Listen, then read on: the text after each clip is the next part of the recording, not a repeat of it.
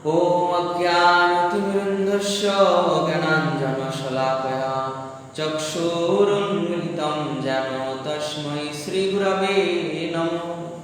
श्रीचैतन्यमनोभीष्टं स्थापितं येन भूतले स्वयं रूपदा मह्यं ददाति सपदान्तिकं। नमो विष्णुपादाय कृष्ण पृष्ठाय भूतले श्रीमते भक्तिवेदांत स्वामिनिति नामिने। नमस्ते सरस्वती देवी गौरवाणी प्रचारिणे निर्विशेष शून्यवादी पाश्चात्य देशतारिणे। वाञ्छाकल्पतरुभ्यश्च कृपा सिन्धुभ्यैव च पतितानां पावनेभ्यो वैष्णवेभ्यो नमो नमः। नमो महावदन्याय कृष्ण प्रेम प्रदायते कृष्णाय कृष्ण चैतन्य नाम्ने गौरतिसे नमो। हे कृष्ण करुणा सिन्धु दीनबन्धो जगत्पते गोपेश गोपिकान्त राधाकान्त नमोस्तुते। तप्त कांचन गौरांगी राधे वृंदावनेश्वरी वृषभानुसुते देवी प्रणमामि हरिप्रिय। जय श्री कृष्ण चैतन्य प्रभु नित्यानंद श्री अद्वैत गदाधर श्रीवासादि गौर भक्तवृंद। हरे कृष्ण कृष्ण कृष्ण हरे हरे हरे राम राम राम हरे हरे। हरि ओम तत्सत्। भक्ति शास्त्री द्वितीय यूनिटेर भगवद गीतार क्लासे सकलके स्वागत। हमादेर आजकेर लेसन भगवद गीता दशम अध्याय अष्टम थेके 20 नम्बर श्लोक पर्यन्त। अष्टम श्लोक। अहम सर्वस्य प्रभवो मत्त सर्वं प्रवर्तते इति मत्वा भजन्ते मां बुधा भावो समन्वित्वा। राधारानी ग्रुप থেকে পড়ুন। হরে কৃষ্ণ। আমি জড় চেতন জগতের সবকিছুর উৎস, সবকিছু আমার থেকে প্রবর্তিত হয়, সেই তত্ত্ব অবগত হয়ে পণ্ডিতগণ শুদ্ধ ভক্তি সহকারে আমার ভজনা করেন। হরে কৃষ্ণ। হরে কৃষ্ণ। তো এই শ্লোকটি চতুশ্লোকী ভগবদ গীতার প্রথম শ্লোক। তো এই শ্লোকের বিষয়বস্তু হচ্ছে কি, কেউ বলতে পারবেন যে এই শ্লোকে কি বিষয়বস্তু আলোচনা করা হয়েছে, কোন তত্ত্ব আলোচিত হয়েছে? রাধারানী গ্রুপ থেকে কেউ বলতে পারবেন? আচ্ছা বলুন। চৈতন্য মহাপ্রভুর মতো প্রামাণ্য সূত্র থেকে না মাতাজি, আমি এটা প্রশ্ন করিনি। আমি প্রশ্ন করেছি যে এখানে কোন তত্ত্ব আলোচিত হয়েছে।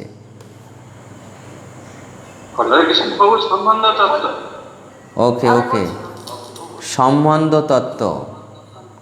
সম্বন্ধ তত্ত্ব এখানে আলোচিত হয়েছে। সম্বন্ধ তত্ত্ব, সম্বন্ধ তত্ত্ব আলোচিত হয়েছে।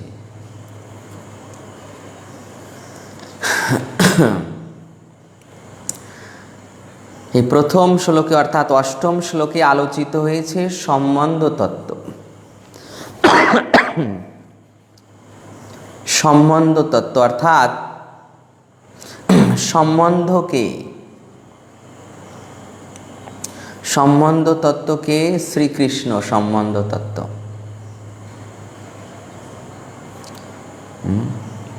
শ্রীকৃষ্ণ হচ্ছে সম্বন্ধ তত্ত্ব। অর্থাৎ যেখানে সম্বন্ধ তত্ত্ব 4টি বিষয়ের উপর নির্ভর করে: আকৃতি, প্রকৃতি, স্বরূপ, বৈশিষ্ট্য। এই 4টি বিষয়ের উপর নির্ভর করে: আকৃতি, প্রকৃতি, স্বরূপ, বৈশিষ্ট্য। এখানে শ্রীকৃষ্ণের বৈশিষ্ট্যের কথা বর্ণন করা হচ্ছে।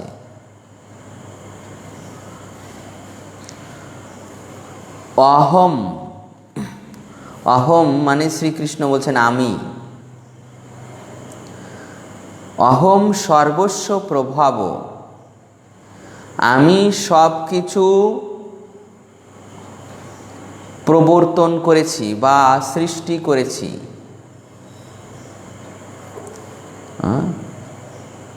তো শ্রীকৃষ্ণ, হরিষ্ণ হ্যাঁ বলুন। হরিষ্ণ বাবু, নেট প্রবলেমের জন্য অ্যাকচুয়ালি করতে পারছিলাম না, তো রোল নাম্বার 64টা দিবেন প্লিজ। ওকে, তো অহম সর্বস্ব প্রভাব, অহম সর্বস্ব প্রভাব, ভগবান বলছেন যে আমি সমস্ত কিছু সৃষ্টি করেছি, আমার থেকে মত্ত সর্বম প্রবর্ততে, আমার থেকে সমস্ত কিছু প্রবর্তিত হয়েছে। ইতি মত্তা ভজন্তে মাম, আমার এই বিষয় অবগত হয়ে আমাকে ভজন করেন কারা? বোধা ভাব ও সমন্বিত, যারা বুদ্ধিমান, যারা বুদ্ধিমান ব্যক্তি তারা আমার ভজনা করবেন, পণ্ডিতগণ আমার ভজনা করবেন। তো এখানে সম্বন্ধ তত্ত্ব আলোচিত হয়েছে। সম্বন্ধ মানে শ্রীকৃষ্ণ সম্বন্ধ। এখানে শ্রীকৃষ্ণের বৈশিষ্ট্য বর্ণনা করা হচ্ছে। শ্রীকৃষ্ণের বৈশিষ্ট্য যে তিনি এই সমস্ত জগতের সমস্ত কিছুর উৎস, সব কিছু তার থেকে প্রবর্তিত হয়েছে, এই বৈশিষ্ট্য এখানে আলোচিত হয়েছে। এই জন্য তিনি সম্বন্ধ তত্ত্ব, এই শ্লোকটি সম্বন্ধ তত্ত্ব।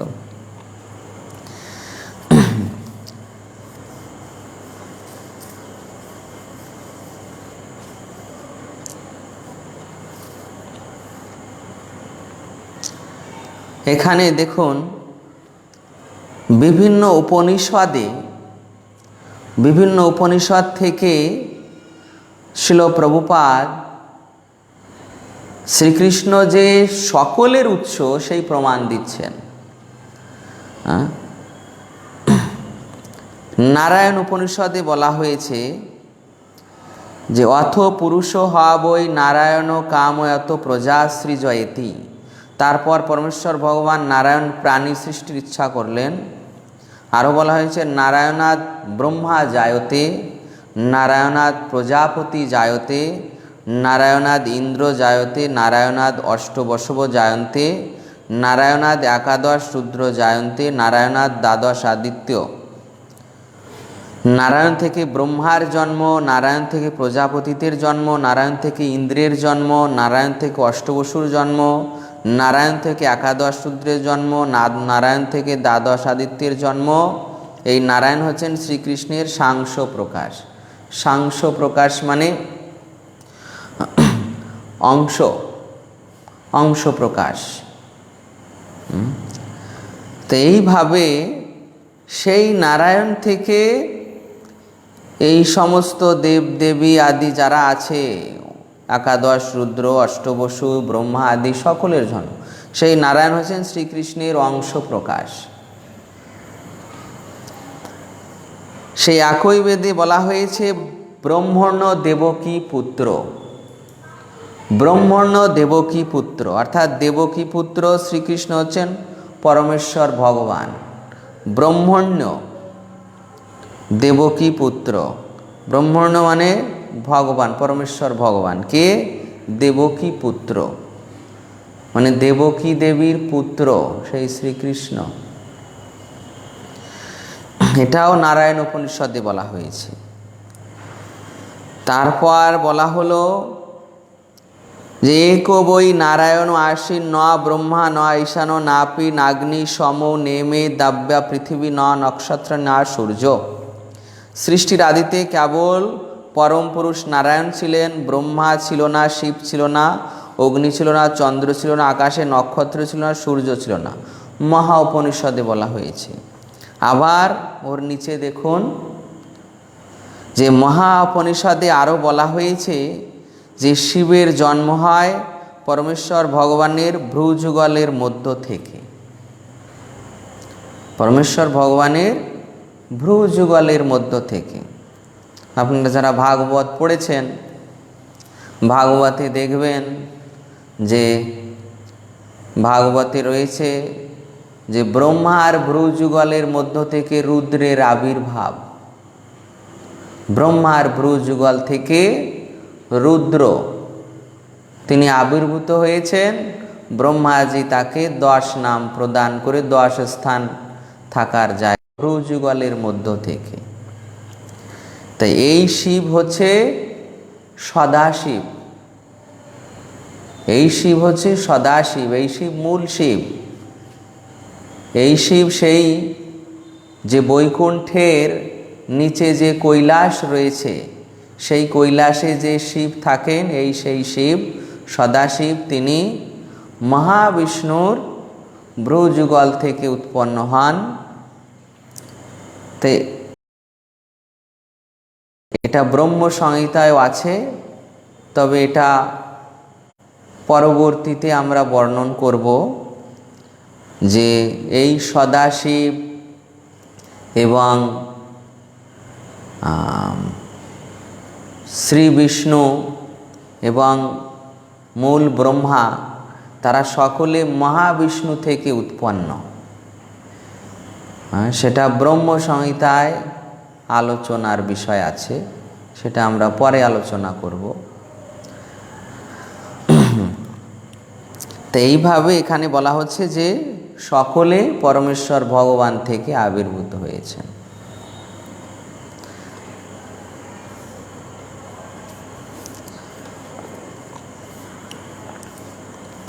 লাস্টের প্যারাগ্রাফে বলা হচ্ছে যে শ্রীকৃষ্ণ হচ্ছেন সমস্ত সৃষ্টির উৎস, তাকে বলা হয় সব কিছুর নিমিত্ত কারণ। তিনি বলেছেন, যেহেতু সব কিছু আমার থেকে সৃষ্ট হয়েছে, তাই আমি সব কিছুর আদি উৎস। সব কিছুই আমার অধীন, আমার উপরে কেউ নেই। শ্রীকৃষ্ণ ছাড়া পরম নিয়ন্তা আর কেউ নেই।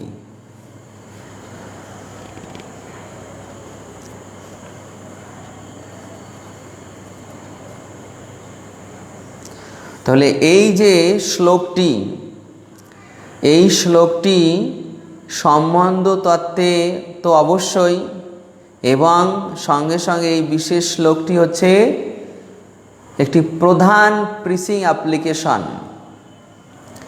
এই পুরো শ্লোকটি একটি প্রিচিং অ্যাপ্লিকেশন স্বরূপ,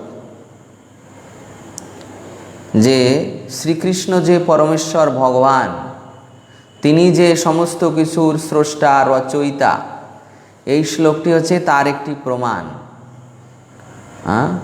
তার একটি প্রমাণ হচ্ছে এই শ্লোকটি, যে তিনি সকলের উৎস। এখান থেকে এটিও দিতে পারেন, শ্রীকৃষ্ণ হচ্ছেন সমস্ত সৃষ্টির উৎস।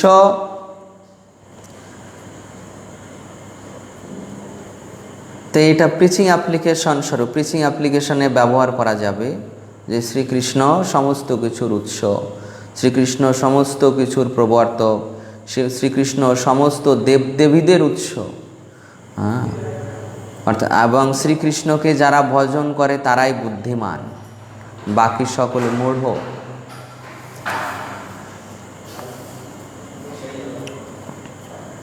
তাই প্রভুপাদ তাৎপর্যে লাস্টে আমাদের একটু সিদ্ধান্ত দিচ্ছেন এবং সাবধানতা অবলম্বন করার প্রয়োজনীয়তা অনুভব করেছেন। এখানে প্রভুপাদ বলছেন যে মূর্খেরাই কেবল শ্রীকৃষ্ণকে একজন সাধারণ মানুষ বলে মনে করে। যারা এই জগতে শ্রীকৃষ্ণকে মনে করে যে কোনো ঐতিহাসিক ব্যক্তি,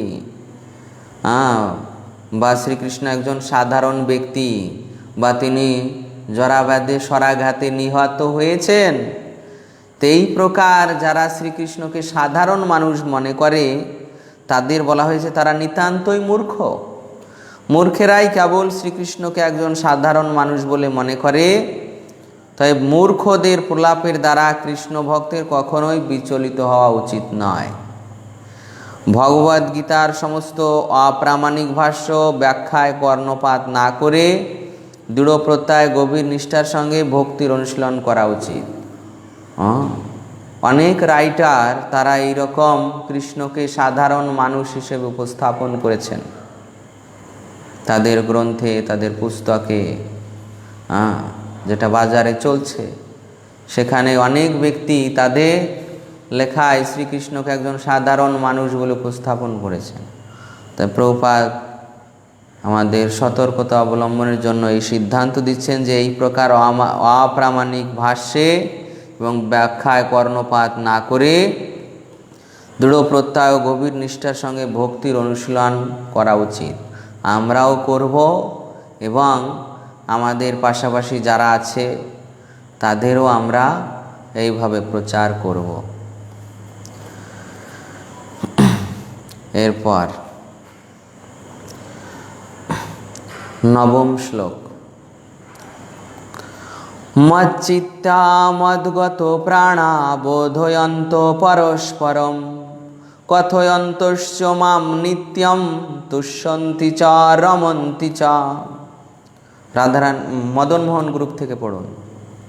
হরে কৃষ্ণ। পড়ুন। যাদের পূর্ণরূপে আমাদের সমর্পিত, তারা পরস্পরের আমার কথা সর্বত্র আলোচনা করে এবং আমার সম্বন্ধে পরস্পরকে বুঝিয়ে পরম সন্তোষ ও অপার্থিত আনন্দ লাভ করে। ওকে, যাদের চিত্ত ও প্রাণ সম্পূর্ণরূপে আমাতে সমর্পিত, তারা পরস্পরের মধ্যে আমার কথা আলোচনা করে, সর্বদা আলোচনা করে এবং আমার সম্বন্ধে পরস্পরকে বুঝিয়ে পরম সন্তোষ ও অপ্রাকৃত আনন্দ লাভ করেন। এই যে এই শ্লোকে কি তত্ত্ব আলোচিত হয়েছে, মদন মোহন গ্রুপ থেকে বলতে পারবেন কেউ? এই শ্লোকে কি তত্ত্ব আলোচিত হয়েছে?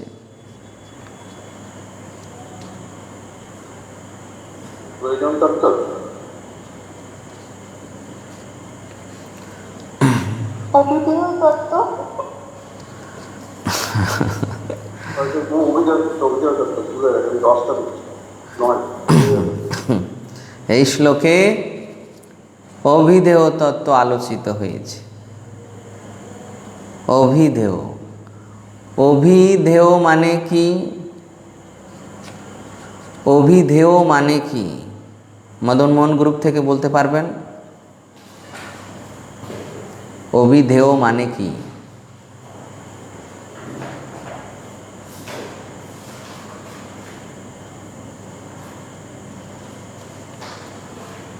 অভিধেয় মানে কি?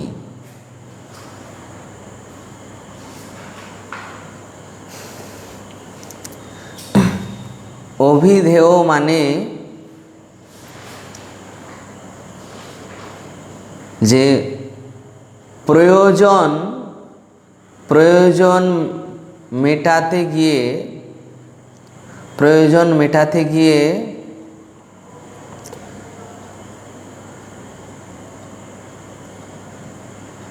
যার সঙ্গে আমার সম্বন্ধ রয়েছে সেই সম্বন্ধ টিকিয়ে রাখার জন্য কোন বৃত্তি আমি গ্রহণ করব।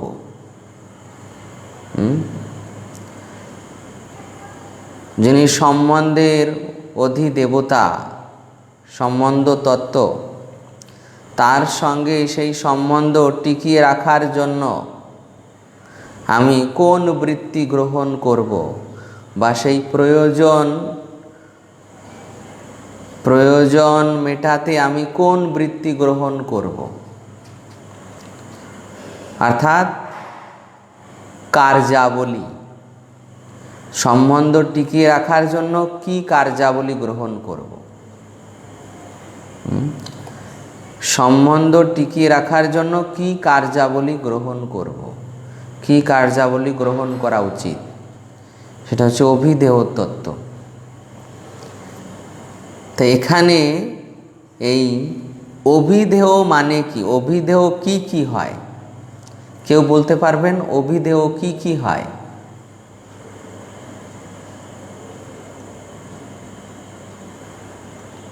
কোনো গ্রুপ থেকে কেউ বলতে পারবেন যে অভিধেয় কি কি হতে পারে?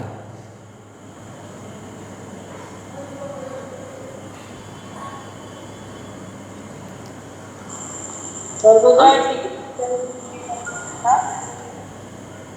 আচ্ছা, একজন বলুন, তড়িৎ প্রভু বলুন। প্রভু ভক্তি, সেবা,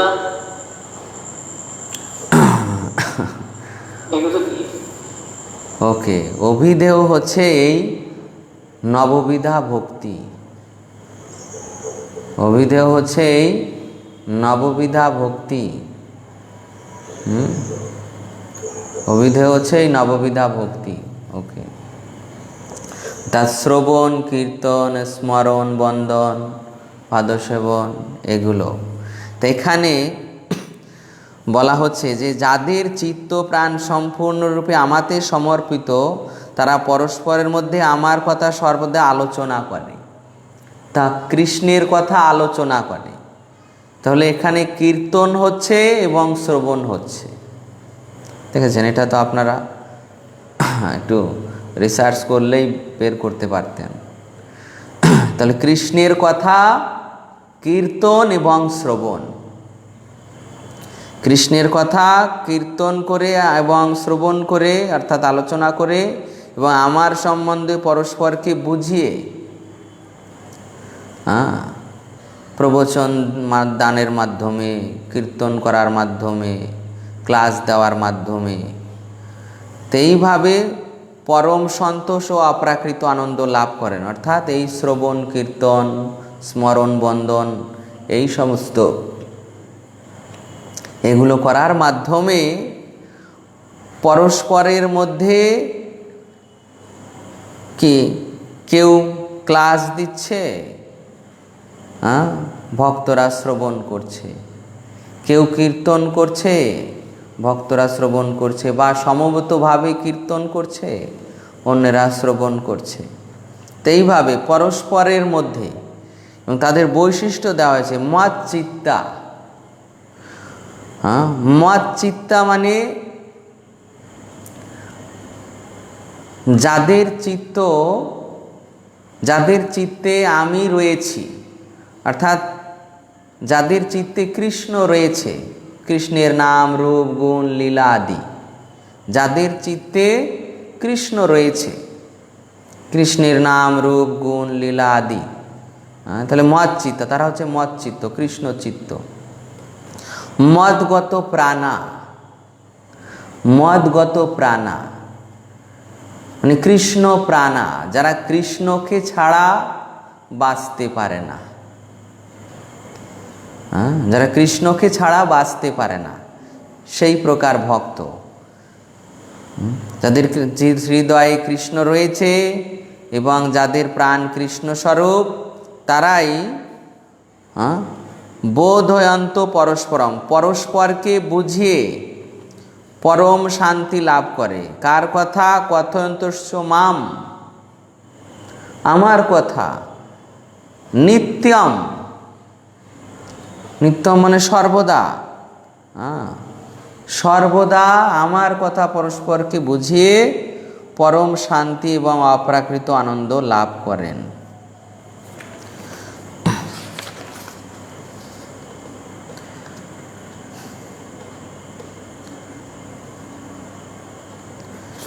এই শ্লোকে রাধারানী গ্রুপ থেকে বলবেন যে এখানে কেন এই শ্লোকের তাৎপর্যে ভগবত ভক্তিকে ঠিক একটি বীজের মতো তুলনা করা হয়েছে। কেন একটি বীজের মতো তুলনা করা হয়েছে ভগবত ভক্তিকে? আর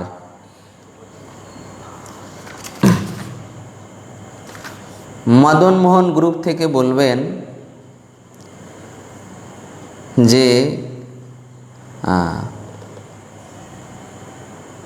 তাৎপর্যের লাস্টের দিকে দেখুন, একটি উপমা দেওয়া হয়েছে। ঠিক যেমন একটা মাছ জল ছাড়া বেঁচে থাকতে পারে না, তো এই উপমাটি আমাদের বুঝিয়ে দেবেন,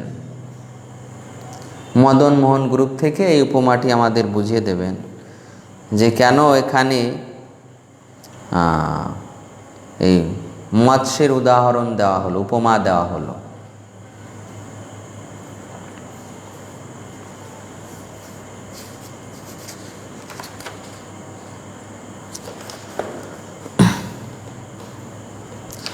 তাৎপর্যের প্রথম প্যারাগ্রাফে দেখুন,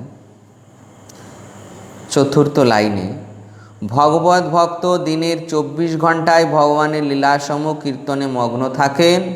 তাদের মন প্রাণ সর্বদা শ্রীকৃষ্ণের চরণারবিন্দে নিমগ্ন থাকে এবং অন্যান্য ভক্তের সঙ্গে তিনি ভগবানের কথা আলোচনা করে গভীর আনন্দ উপভোগ করেন।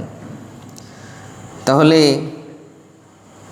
শিল ভক্তি সিদ্ধান্ত সরস্বতী প্রভুপাদও বলেছেন যে শুদ্ধ ভক্তি মানে 24 ঘন্টার মধ্যে 24 ঘন্টায় কৃষ্ণ স্মরণ। 24 ঘন্টার মধ্যে 24 ঘন্টায় কৃষ্ণ স্মরণ। প্রভুপাদ এখানে সেই কথা বলছেন যে ভগবত ভক্ত দিনের 24 ঘন্টায় ভগবান লীলাসমূহ কীর্তনে মগ্ন থাকেন। তাহলে তো কখন তিনি বিশ্রাম করেন, কখন তিনি শয়ন করেন, বা বাকি নিত্য নৈমিত্তিক কাজগুলো কখন করেন? তো এর সিদ্ধান্ত হচ্ছে যে ওই সমস্ত কাজের মধ্যেও ভগবানের ভক্ত তিনি কৃষ্ণকে কোনো না কোনোভাবে স্মরণ করেন, কোনো না কোনোভাবে স্মরণ করেন। এখন রাধারানী গ্রুপ থেকে প্রশ্ন ছিল যে ভগবত ভক্তিকে ঠিক একটি বীজের মতো তুলনা করা হয়েছে, কেন? বলুন একজন। হরে কৃষ্ণ। আচ্ছা বলুন। শ্রী চৈতন্য মহাপ্রভু ভক্তিযোগকে হৃদয়ে বীজ বপনের সঙ্গে তুলনা করেছেন। ব্রহ্মাণ্ডের বিভিন্ন গ্রহে অসংখ্য জীব জীবন করছে। এর মধ্যে কোনো ভাগ্যবান জীব যখন শুদ্ধ ভক্তের কৃপা লাভ করেন তখন তিনি ভক্তি সেবায় যুক্ত হওয়ার একটা সুযোগ পান। ভক্তিযোগ বীজের মতো।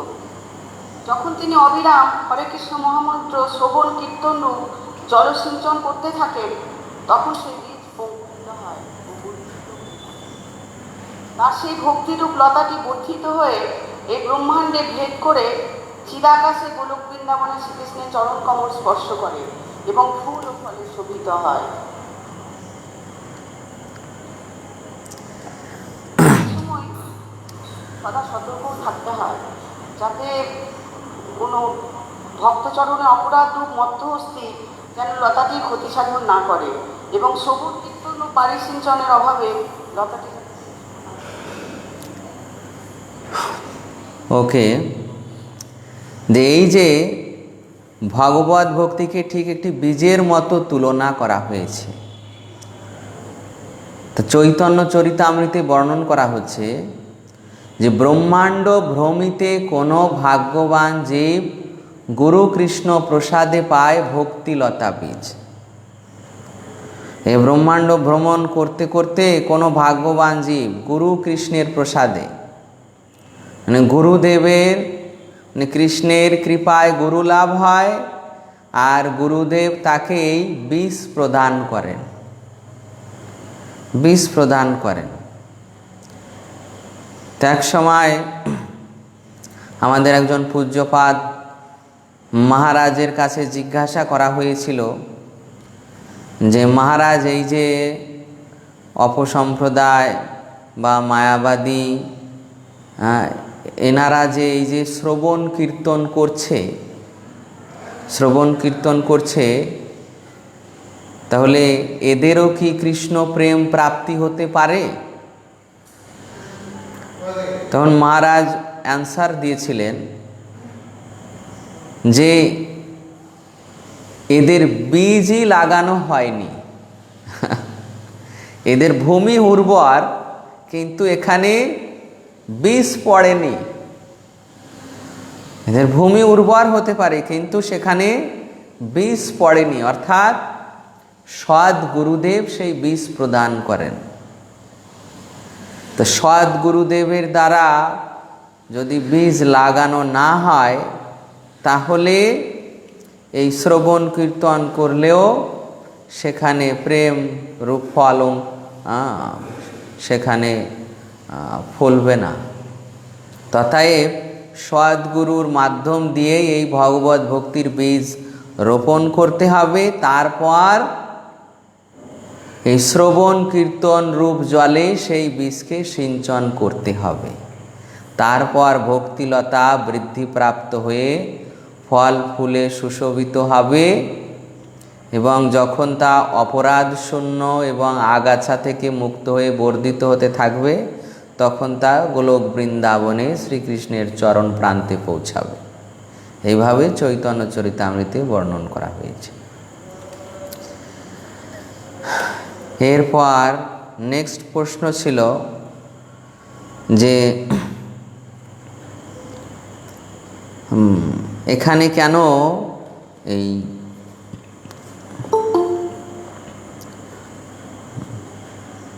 ভগবত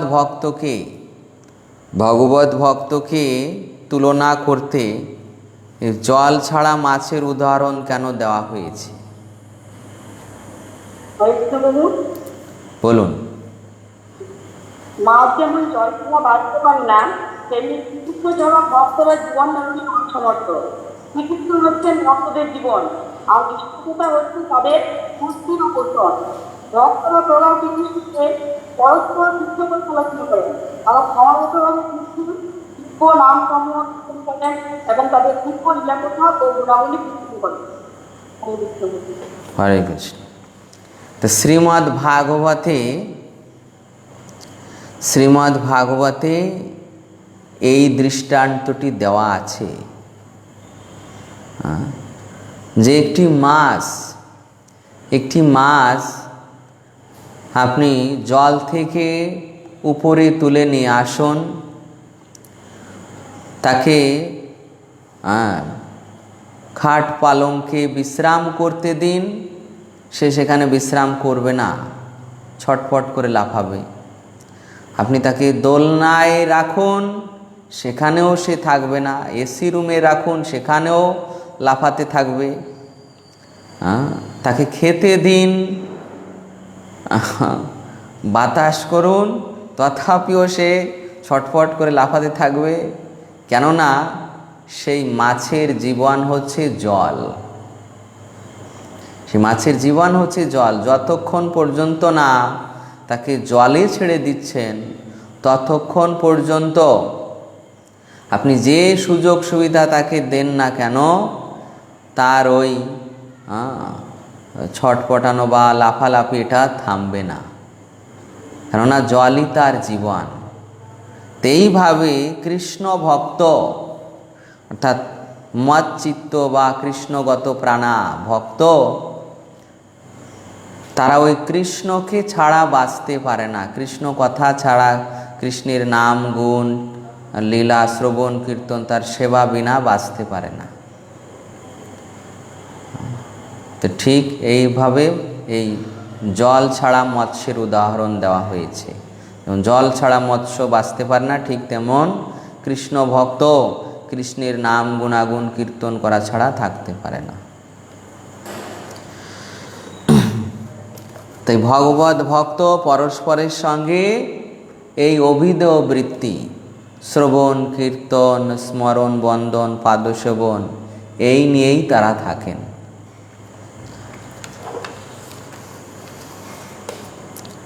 ওকে, এরপর 10ম শ্লোক।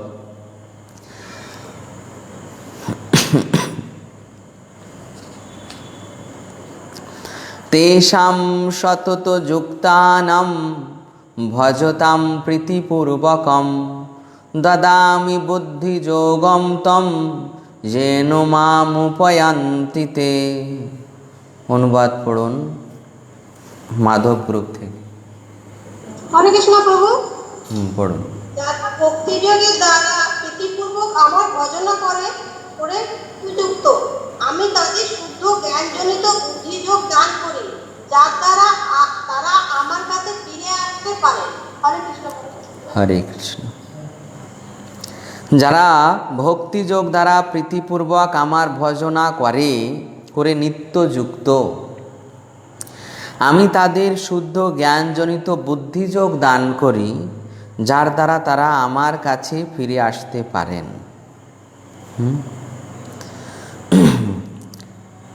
তো মাধব গ্রুপ থেকে বলুন 23 শ্লোকে কি তত্ত্ব আলোচিত হয়েছে?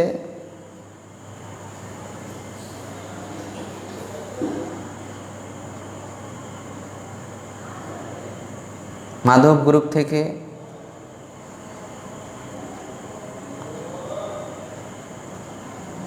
সম্বন্ধ হয়ে গেল, অভিধেয় হয়ে গেল, বাকি কি থাকে? প্রয়োজন তত্ত্ব। প্রয়োজন তত্ত্ব এই শ্লোকে আলোচিত হয়েছে, আর এর পরিপূরক শ্লোক 11 শ্লোকেও সেই একই বিষয় আলোচিত হয়েছে। তো এইভাবে প্রয়োজন তত্ত্ব, প্রয়োজন কি, প্রয়োজন কি? মাধব গ্রুপ থেকে বলতে পারবেন প্রয়োজন কি?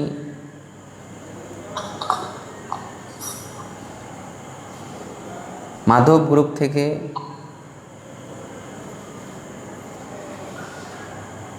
ওকে। নিত্যানন্দ গ্রুপ থেকে প্রভু কৃষ্ণ প্রেম। প্রয়োজন হচ্ছে কৃষ্ণ প্রেম। প্রয়োজন তথ্য হচ্ছে কৃষ্ণ প্রেম।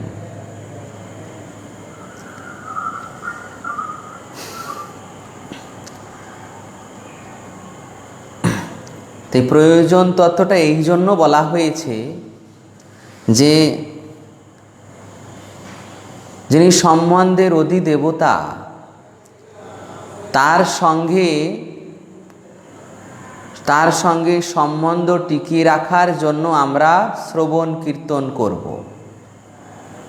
তার সঙ্গে সম্বন্ধ টিকিয়ে রাখার জন্য আমরা অভিধেয় তত্ত্ব শ্রবণ কীর্তন করব। তা আমাদের কোন প্রয়োজন সাধিত হবে? কোন প্রয়োজন সাধিত হবে? এটা হচ্ছে সেই কৃষ্ণ প্রেম। কোন প্রয়োজনে, কোন নিমিত্তে করব?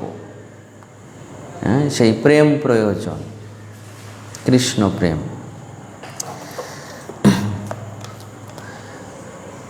তেষাম সতত যুক্ত নাম, তাদের যারা সতত যুক্ত, কিসে যুক্ত? ভজতাম প্রীতিপূর্বকম, ভক্তিযুক্ত, সেবায় যুক্ত। কিভাবে? প্রীতিপূর্বক। যারা প্রীতিপূর্বক সেবায় যুক্ত। তো সেবা আগের দিন কাদের বলেছিলাম আমার মনে নেই সেবা কথাটি। তো সেবা অর্থাৎ কি?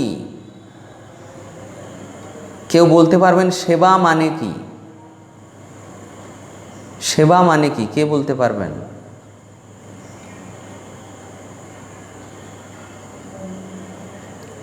সেবা মানে কি? যে কোনো গ্রুপ থেকে কে বলতে পারবেন সেবা মানে কি? ভগবানের প্রসন্নতা, কর্ম করবে তাকে সেবা বলবে। ভগবানের প্রসন্নতা। ওকে ওকে, ওটাই। তবে শব্দটা হচ্ছে এরকম, সেব্যের প্রীতিবিধান। সেবা মানে সেব্যের প্রীতিবিধান, সেবকের প্রীতিবিধান নয়। সেব্যের প্রীতিবিধান। সেব্য মানে আরাধ্য, যার আরাধনা করা হচ্ছে তার প্রীতিবিধান, অর্থাৎ কৃষ্ণের সন্তুষ্টি বিধান। সেবকের সন্তুষ্টি বিধান নয়।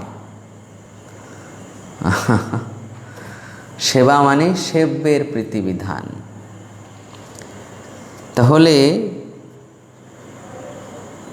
ভক্তিযোগ দ্বারা প্রীতিপূর্বক আমার ভজনা করে নিত্যযুক্ত, অর্থাৎ প্রীতিপূর্বক সেবা যারা করছেন, প্রীতিপূর্বক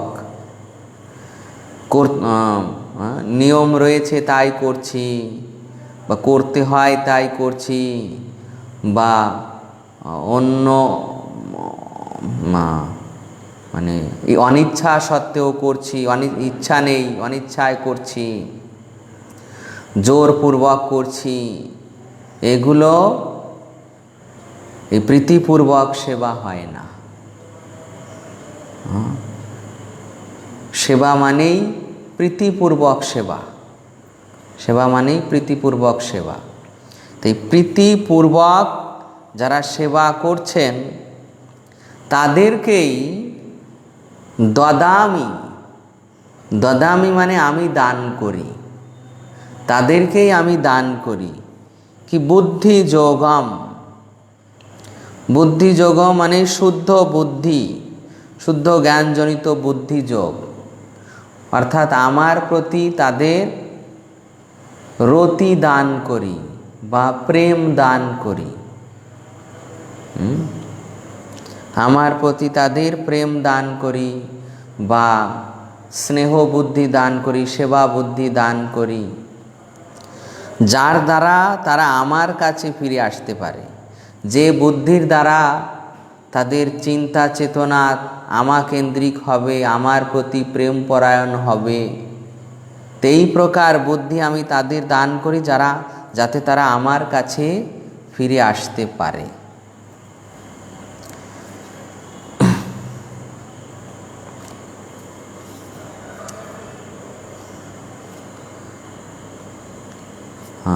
মাধব গ্রুপ থেকে বলুন, যেখানে বুদ্ধিযোগের তাৎপর্য ছিল প্রভুপাদ বুদ্ধিযোগের কি ব্যাখ্যা প্রদান করেছেন, বুদ্ধিযোগের কি ব্যাখ্যা ছিল প্রভুপাদ প্রদান করেছেন তাৎপর্যে মাধব গ্রুপ থেকে বলবেন।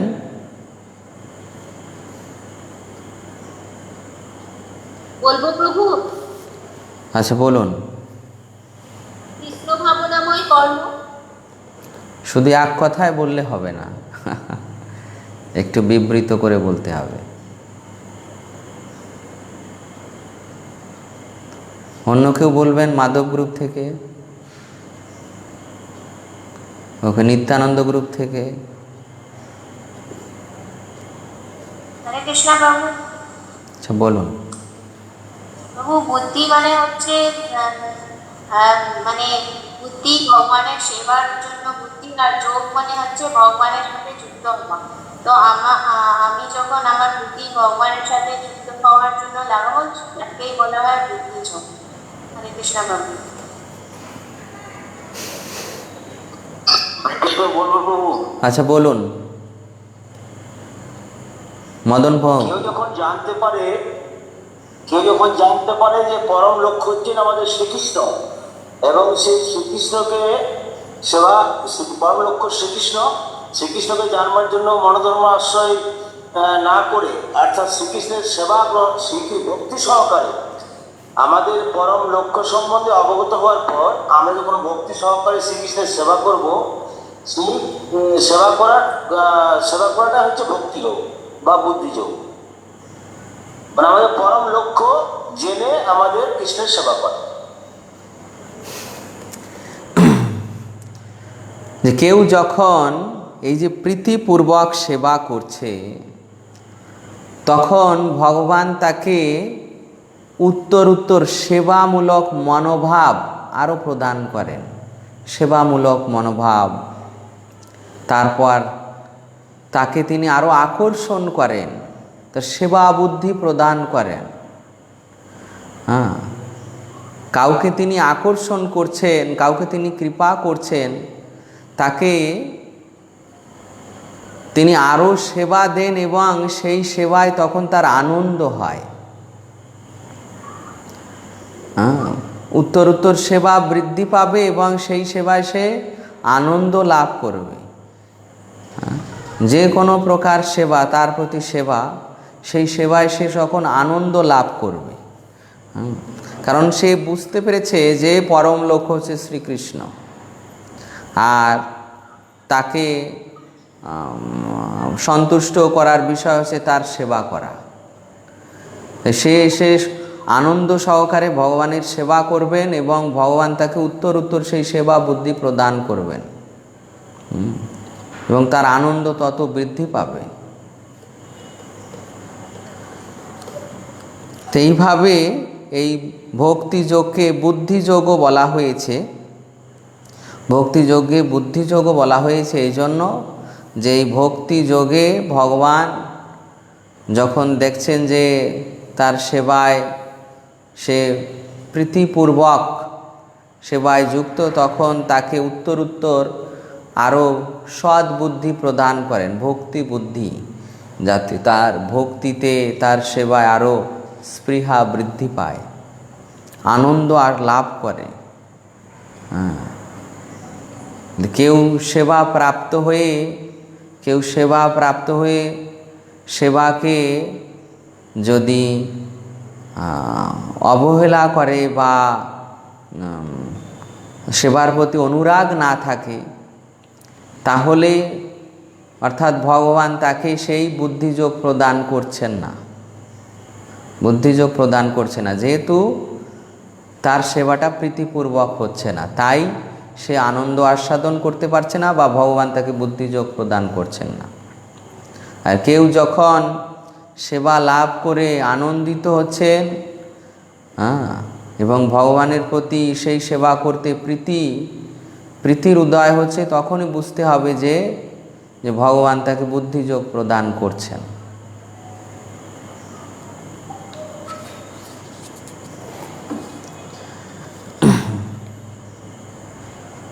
তাৎপর্যে লাস্টে প্রভুপাদ বর্ণনা করছেন যে কেউ সদ্গুরুর আশ্রয় প্রাপ্ত হয়ে কোনো পারমার্থিক সংস্থার সঙ্গে যুক্ত থাকতে পারেন, কিন্তু পারমার্থিক উন্নতি সাধনের জন্য যথার্থ বুদ্ধি যদি তার না থাকে, তাহলে শ্রীকৃষ্ণ অন্তঃস্থল থেকে তাকে যথাযথভাবে নির্দেশ প্রদান করেন, যার ফলে তিনি অনায়াসে তার কাছে ফিরে যেতে পারেন।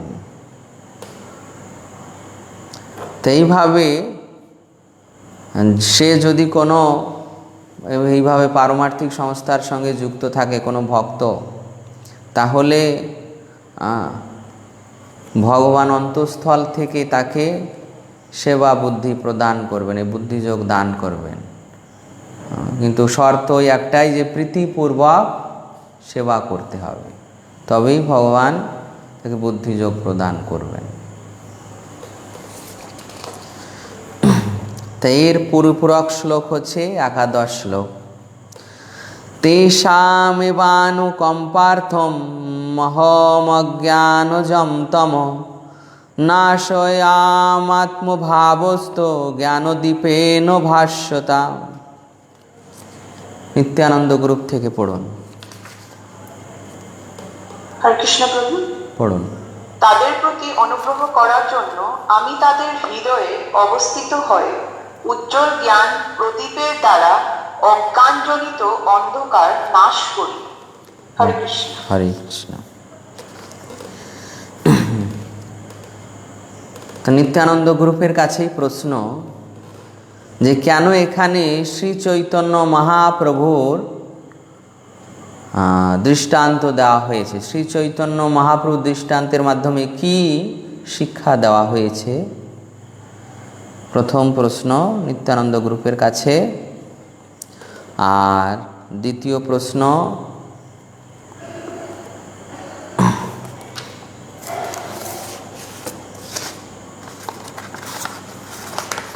গৌরাঙ্গ গ্রুপের কাছে থাকছে।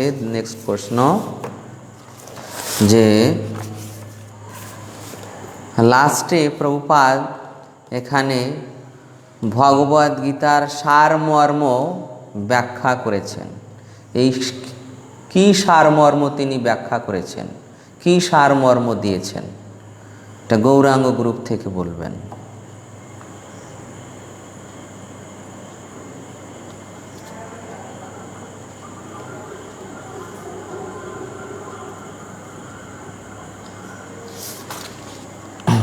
হরে কৃষ্ণ। নিত্যানন্দ গ্রুপ থেকে বলুন যে মহাপ্রভুর দৃষ্টান্ত কেন দেওয়া হয়েছে, কি শিক্ষার জন্য দেওয়া হয়েছে?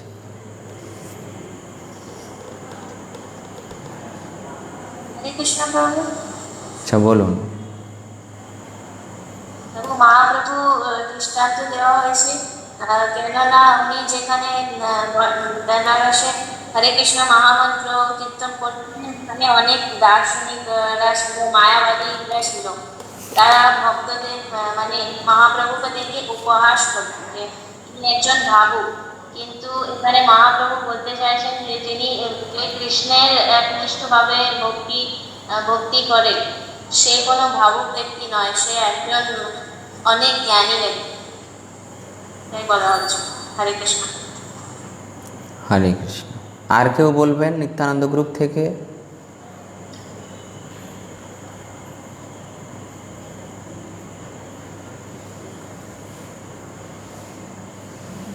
ওকে,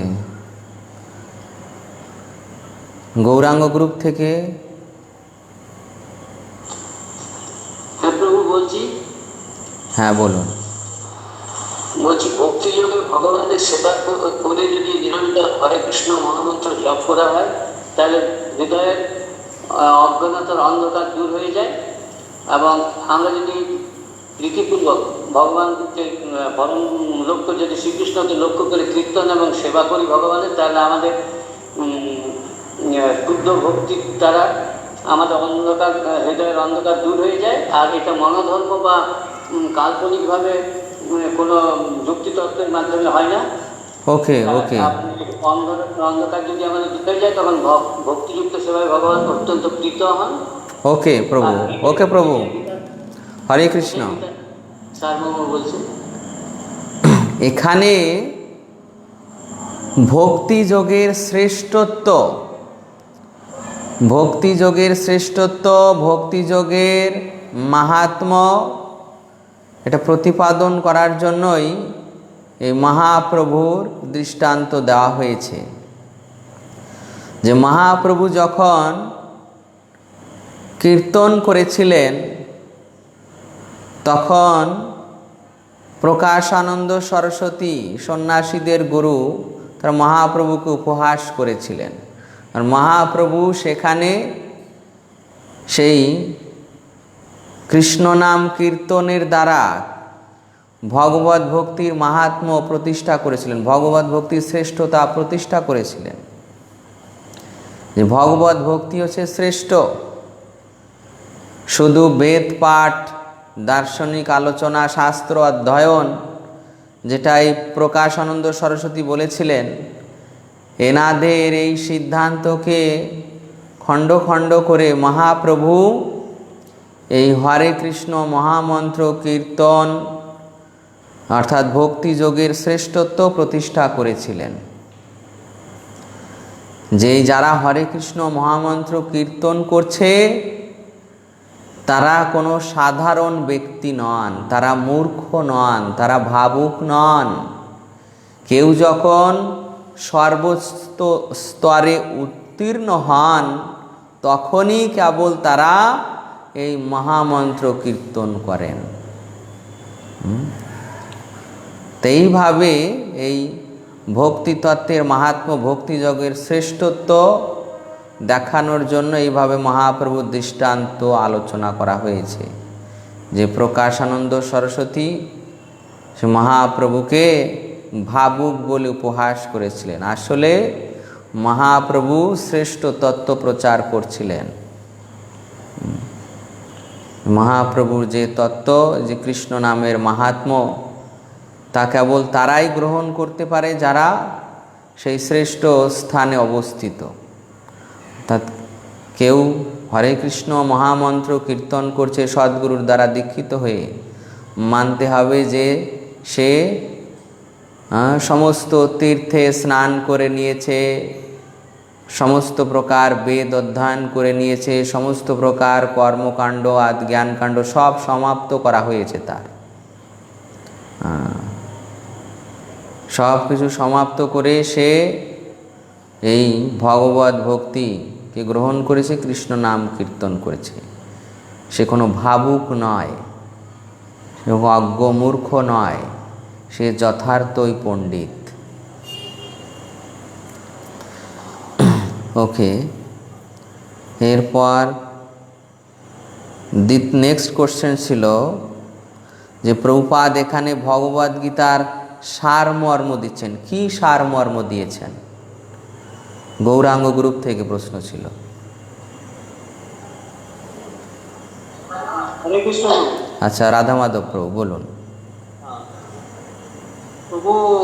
প্রভুপাদ বলছেন এখানে আমরা যদি ভগবানের সেবায় ভক্তিযুক্ত হয়ে যদি আমরা ভগবত সেবায় যুক্ত হয়ে আমরা ভক্তিযোগ যদি অনুশীলন করি, ধীরে ধীরে আমাদের চিত্ত শুদ্ধিকরণ হবে, তার সঙ্গে সঙ্গে ভগবানের প্রতি প্রেম আমাদের বাড়তে থাকবে, ভক্তি বাড়তে থাকবে, এবং তারপরে আমাদের চিত্ত শুদ্ধি হওয়ার ফলে আমাদের ভক্তদের মধ্যে ভগবান আমাদের হচ্ছে গিয়ে চিত্তটাকে শুদ্ধিকরণ করবে এবং পরবর্তী আপনার থেকে তার সমস্ত প্রয়োজন মিটিয়ে দেয়, আর ভক্তের ভক্তিযোগ এবার ভগবান উপকৃত হবে।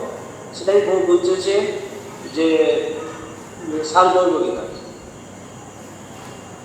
ওকে, তো এখানে সারমর্ম হচ্ছে এটাই যে ভগবান একমাত্র ভক্তিযুক্ত সেবাই প্রীত হন। হ্যাঁ, সমস্ত কিছুর লক্ষ্য হচ্ছে কি? ভগবানকে সন্তুষ্ট করা, ভগবানের প্রীতিবিধান করা। তো ভগবান কোন বিষয়ে প্রীত হন? ভক্তিযুক্ত সেবায়। ভক্তিযুক্ত সেবায় কেউ হরে কৃষ্ণ মহামন্ত্র কীর্তন করছে, জপ করছে, কেউ কৃষ্ণ চিন্তা করছে, কেউ শ্রীকৃষ্ণের জন্য কোনো প্রকার সেবা করছে প্রীতিপূর্বক। এই প্রীতিপূর্বক সেবাই ভগবান সন্তুষ্ট হন। জ্ঞান যোগের দ্বারা নয়, কোনো সকাম কর্মের দ্বারা নয়, তপস্যার দ্বারা নয়, যৌগিক সাধনার দ্বারা নয়, ওই বেদান্ত শ্রবণ পঠন, তারপর অষ্টাঙ্গ যোগ অনুশীলন, ওই সবের দ্বারাও নয়। ভগবান প্রীত হন একমাত্র ভক্তিযুক্ত সেবার দ্বারা। আর সেই সেবা হচ্ছে তার কথা শ্রবণ করা, কীর্তন করা, তার বিষয়ে আলোচনা করা পরস্পরের মধ্যে, তার নাম জপ করা, তার লীলার স্মরণ করা, এইভাবে প্রীতিপূর্বক তার সেবায় যুক্ত থাকা। আর এটি হচ্ছে ভগবদ গীতার শিক্ষার সারমর্ম, যে তার প্রীতিপূর্বক সেবায় যুক্ত থাকা, তার সন্তুষ্টি বিধান করা। এভাবেই ভক্ত ভগবানকে প্রসন্ন করতে পারেন। আর এটি হচ্ছে ভগবদ গীতার শিক্ষার সারমর্ম। ওকে, এরপর অর্জুন তার মনোভাব ব্যক্ত করছেন। দ্বাদশ ত্রয়োদশ শ্লোকে অর্জুন তার মনোভাব ব্যক্ত করছেন কৃষ্ণের প্রতি, যে কৃষ্ণকে তিনি কিভাবে দেখেন, এবং এখানে তিনি প্রমাণ দিচ্ছেন যে শুধু এটা তার মন গড়া ভাব নয়, যে তার মিত্র বলে তার মিত্রকে একজন ভগবান বলে খুব বাহবা দিচ্ছেন বা ভগবান বলে প্রশংসা করছেন। সে মিত্র বলে নয়, তিনি প্রামাণিক ব্যক্তিদের কাছ থেকে প্রমাণ পেয়েছেন, সেই সিদ্ধান্তের উপর বলছেন। অর্জুন বাচ পরম ব্রহ্ম পরম ধাম পবিত্রম পরমম ভবান পুরুষম শাশ্বতম দিব্য মাদিদেব মজম বিভুম আহুস্তামৃষয় সর্বে দেবর্ষির নারদস্তথা অসিত দেবল ব্যাস স্বয়ং চৈব ব্রবৃষি মে। অনুবাদ পড়ুন গৌরাঙ্গ গ্রুপ থেকে। অর্জুন বললেন, তুমি পরম ব্রহ্ম, পরম ধাম, পরম পবিত্র ও পরম পুরুষ। তুমি নিত্য, দিব্য, আদি দেব, অজ ও বিভু। দেবর্ষি নারদ, অসিত, দেব, ব্যাস আদি ঋষিরা তোমাকে সেভাবে বর্ণনা করেছে, এবং তুমি নিজেও এখন আমাকে তা বলছো? হরে কৃষ্ণ।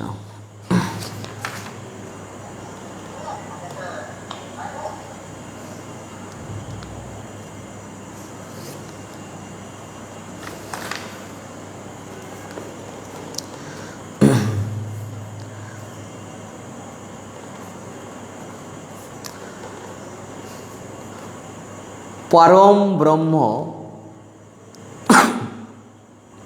পরম ধাম,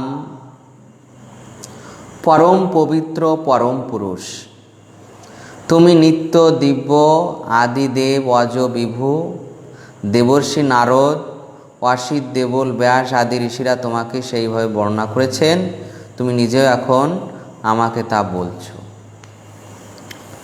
দেখুন, অর্জুন তার মনোভাব বর্ণনা করেছেন।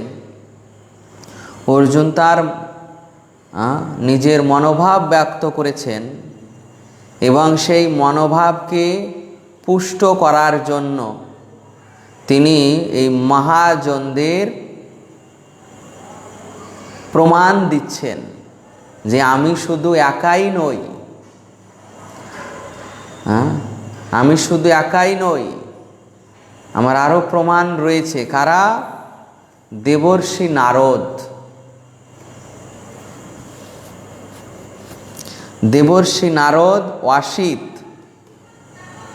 এনারা সকলে ঋষি, দেবল, দেবল ঋষি, ব্যাসদেব, এই সমস্ত ঋষিরা সেইভাবে বর্ণনা করছেন এবং তুমি নিজেও এখন তা বলছো।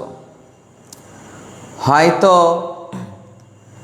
যদি কেউ প্রশ্ন করত যে অর্জুন তার সখাকে ভগবান বলে বর্ণনা করছেন, তো তা যাতে কেউ বলতে না পারে এই জন্য প্রমাণও দিচ্ছেন, প্রমাণও দিচ্ছেন যে এর সঙ্গে কারা কারা রয়েছেন বা কারা কারা প্রমাণ দিচ্ছেন। দেবর্ষি নারদ,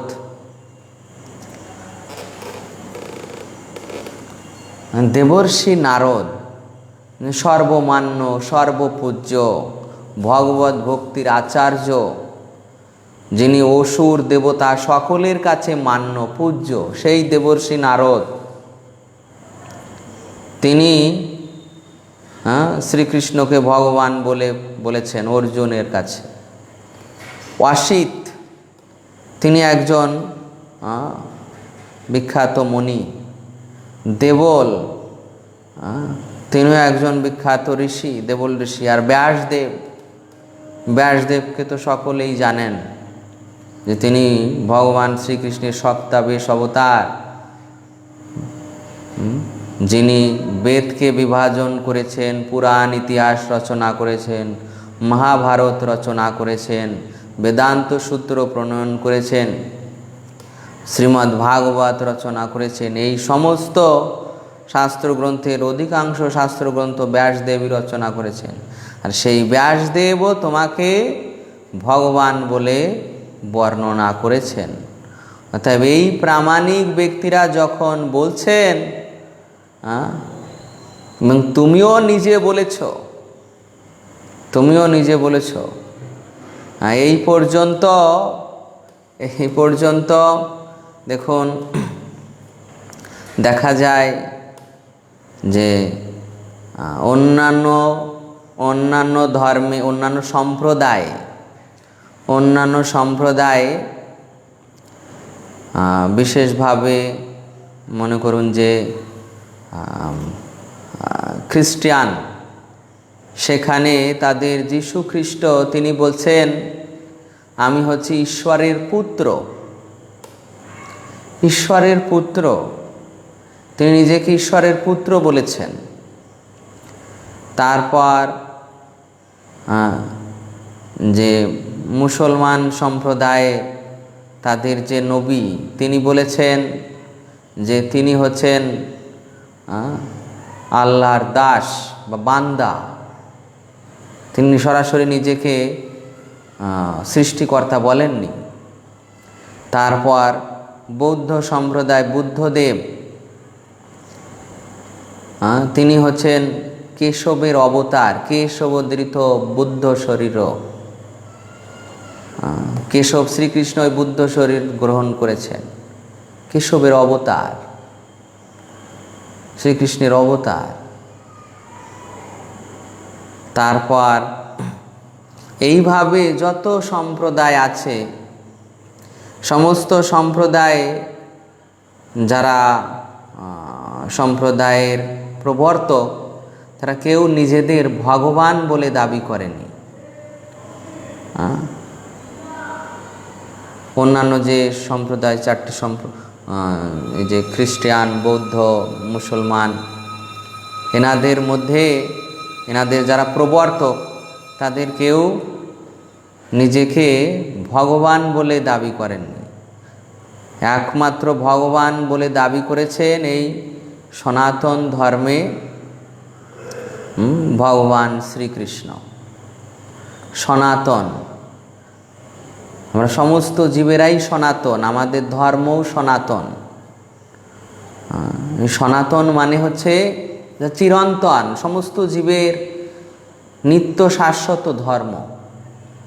তো এখানেই একমাত্র ভগবান শ্রীকৃষ্ণ তিনি নিজেকে ভগবান বলেছেন, যে আমি পরমেশ্বর ভগবান। তো এইভাবে এই তত্ত্ব অর্জুন এই সমস্ত ঋষিদের কাছ থেকে শ্রবণ করেছেন।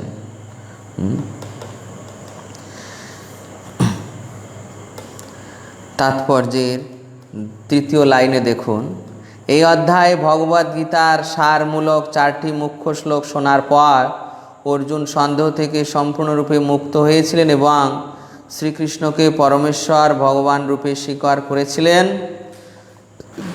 তিনি তৎক্ষণাৎ স্পষ্টভাবে ঘোষণা করলেন, তুমি হচ্ছ পরব্রহ্ম অর্থাৎ পরম পুরুষোত্তম ভগবান।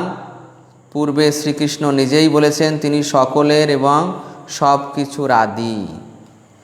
এইভাবে শ্রীকৃষ্ণ বলেছেন তিনি সব কিছুর আদি, সকলের প্রবর্তক। তো সেই কথা যাতে সকলে গ্রহণ করে, যে একজন বন্ধু তার বন্ধুকে ভগবান বলে বিজ্ঞাপন করছেন, এটা শুধু নয়, এখানে প্রামাণিক ব্যক্তিরাও তা স্বীকার করেছেন। এই রেফারেন্স প্রদান করার জন্য এই সমস্ত প্রামাণিক ব্যক্তিদের নাম উল্লেখ করা হয়েছে।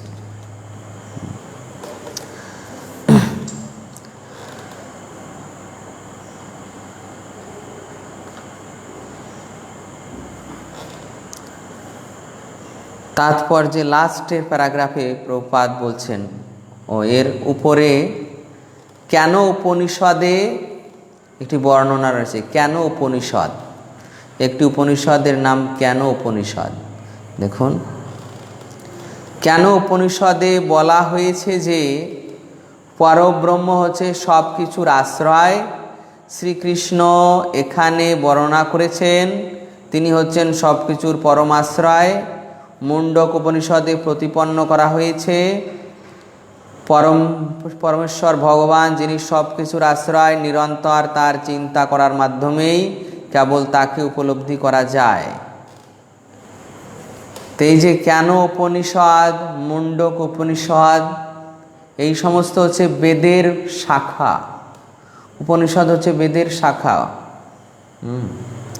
তো এই সমস্ত উপনিষদে শ্রীকৃষ্ণকে পরমেশ্বর ভগবান বলে বর্ণনা করা হয়েছে, পরমাশ্রয় বর্ণনা করা হয়েছে। তো এইভাবে দেখা যায় যে সমস্ত শাস্ত্রে সমস্ত মহাজনেরা শ্রীকৃষ্ণকেই পরমেশ্বর ভগবান বলে বর্ণনা করেছেন। অতএব অর্জুন যে কথা এখানে বলেছেন তুমি পরব্রহ্ম, আমরা সকলেই ব্রহ্ম, জীবেরা সকলেই ব্রহ্ম। কেননা সমস্ত জীবের আত্মা এটা কি ব্রহ্ম বস্তু, চিন্ময় বস্তু। ভগবানও চিন্ময় বস্তু, কিন্তু ভগবানের মধ্যে কি পার্থক্য না, তিনি হচ্ছেন পরব্রহ্ম। আমরা পরব্রহ্ম নই, আমরা ব্রহ্ম, কিন্তু আমরা পরব্রহ্ম নই। সমস্ত জীব ব্রহ্ম, সমস্ত জীব চিন্ময়, কিন্তু কোনো জীব পরম চিন্ময় নয়, পরব্রহ্ম নয়, কোনো জীব বিভু নয়। বিভু, পরম চৈতন্য, পরব্রহ্ম, এ হচ্ছে একমাত্র ভগবান শ্রীকৃষ্ণ।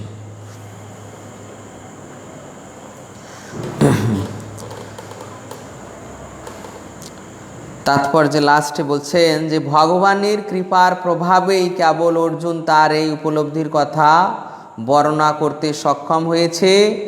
আমরা যদি ভগবদ্গীতাকে যথাযথভাবে উপলব্ধি করতে চাই তাহলে এই শ্লোক দুটিতে ভগবান সম্বন্ধে যা বলা হয়েছে তা সম্পূর্ণভাবে মেনে নিতে হবে। একে বলা হয় পরম্পরা ধারা, অর্থাৎ গুরু শিষ্য পরম্পর্যে পরম তত্ত্বজ্ঞান লাভ করা। পরম্পরা ধারায় অধিষ্ঠিত না হলে ভগবদ্গীতার যথার্থ জ্ঞান লাভ করা যায় না।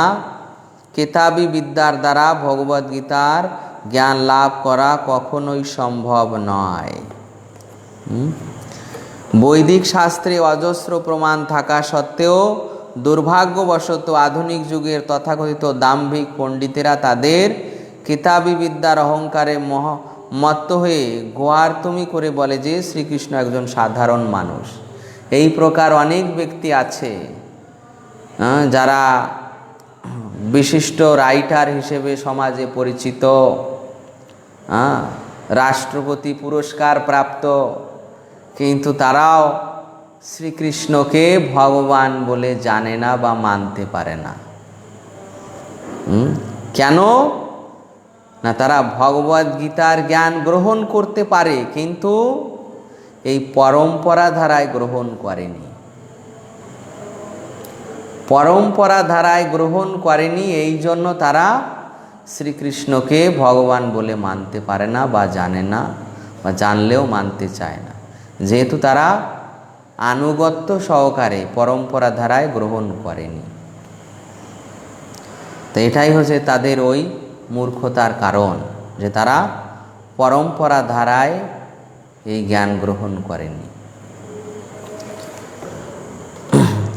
সর্বমিতাদৃতম মন্যে জন্মাম বদসি কেশব নাহিতে ভগবান ব্যক্তিম বিদুর্দেবানাদানবা।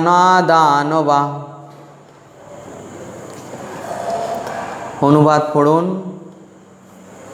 গোবিন্দ গ্রুপ থেকে। হ্যাঁ, হে কেশব, যা বলিত তা আমি সত্য বলে মনে করি। হে ভগবান, দেবতা অথবা দানবেরা কি তোমার তত্ত্ব যথাযথ নন? হরে কৃষ্ণ। হে কেশব, তুমি আমাকে যা বলেছ তা আমি সত্য বলে মনে করি। হে ভগবান, দেবতা অথবা দানবেরা কেউ তোমার তত্ত্ব যথাযথভাবে অবগত নয়। তো এই শ্লোকে অর্জুন বলছেন যে হে কেশব, কেশব মানে হচ্ছে ব্রহ্মা এবং শিবের নিয়ন্ত্রণ কর্তা। ক প্লাস ঈশো আর ব মানে নিয়ন্ত্রক। এই কেশব শব্দটি এইভাবে গঠিত হয়েছে, ক প্লাস ঈশো প্লাস ব।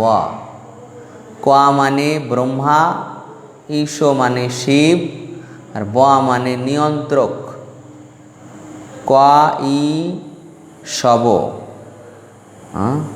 ক ঈশো ব, ক ঈশো ব যুক্ত হয়েছে কেশব, অর্থাৎ যিনি ব্রহ্মা এবং শিবেরও নিয়ন্ত্রক। তুমি যা আমাকে বলেছ তা আমি সত্য বলে মনে করি। হে ভগবান, দেবতা অথবা দানবেরা কেউ তোমার তত্ত্ব যথাযথভাবে অবগত নয়।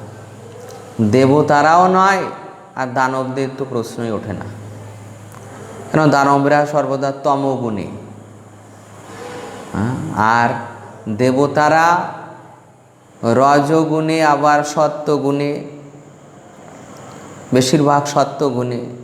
কিন্তু যারা সত্য রজ তম এই তিন গুণে তারা তাদের উপলব্ধির দ্বারা, সেই উপলব্ধির দ্বারা ভগবানকে জানা যায় না, কেননা ভগবান এই সত্য রজ তম 3 গুণের ঊর্ধ্বের স্তরে, বাসুদেব স্তরে, ত্রিগুণাতীত স্তরে। দেবতারা বেশিরভাগ তারা হচ্ছে সকাম ভক্ত, সকাম ভক্ত, আর দানবেরা হিংসা পরায়ণ, মাৎসর্য পরায়ণ। তাই এখানে অর্জুন বলছেন যে দেবতা অথবা দানবেরা কেউই তোমার যথাযথ তত্ত্ব অবগত নয়। ভাগবতের প্রথম শ্লোকেও ব্যাসদেব গোস্বামী লিখেছেন মৈহন্তি যৎ সুরয়, যেখানে দেবতারা মৈহতা প্রাপ্ত হন, মোহপ্রাপ্ত হন, সেখানে দানবদের তো আর কোনো কথাই নেই, দানবরা কিভাবে জানবে। তো ভগবান এখানে দেবতা এবং দানবদেরও চিন্তা ভাবনার অতীত। তাই অর্জুন এখানে বলছেন যে তুমি দেবতা অথবা দানব, এদের সকলের জ্ঞানের অতীত, অর্থাৎ তাদের জ্ঞান দ্বারা তোমাকে জানতে পারে না। দেবতা ইন্দ্র, ব্রহ্মাও ভগবানকে জানতে পারেনি, ভগবান জানিয়েছেন তাই জেনেছেন। ব্রহ্মাকে চতুশ্লোকী ভাগবতের দ্বারা ভগবান যেটুকু জানিয়েছেন সেইটুকু ব্রহ্মাজি জেনেছেন। তারপর দৈত্যরা তো সর্বদা ভোগ বিলাসে মত্ত, দৈত্যরা সর্বদা ভোগ বিলাসে মত্ত, তারা কিভাবে ভগবানকে জানে?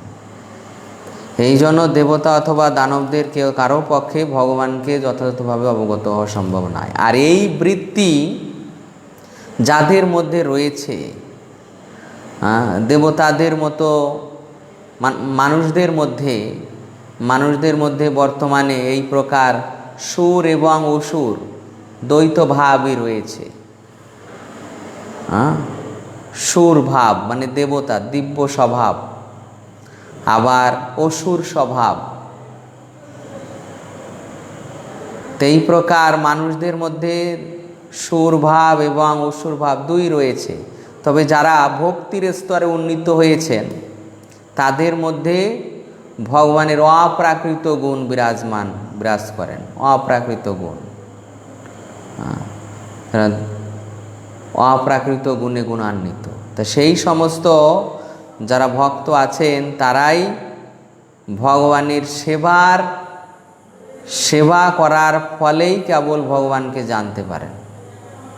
অত শ্রীকৃষ্ণ নামাদি ন ভবেদ গ্রাহ্যমিন্দ্রিয় সেবন মুখে হি জিহ্বাদ স্বয়মেব স্ফুরত।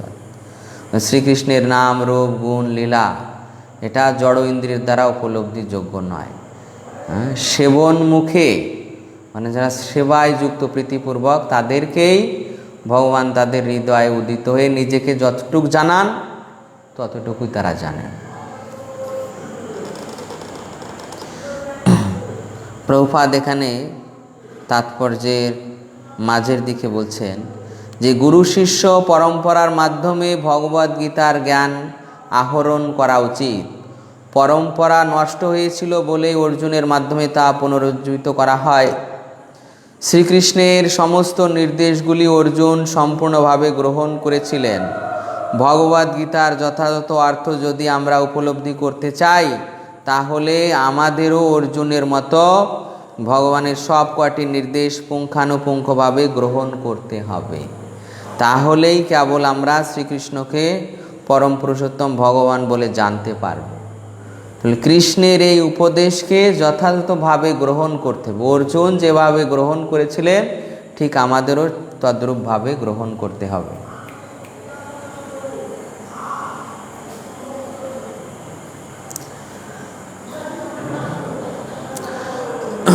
ওকে, 15 নম্বর শ্লোক। স্বয়মেবাত্মনাত্মানম বেত্থুতম পুরুষোত্তম ভূত ভাবন ভূতেশ দেবদেব জগৎপতে।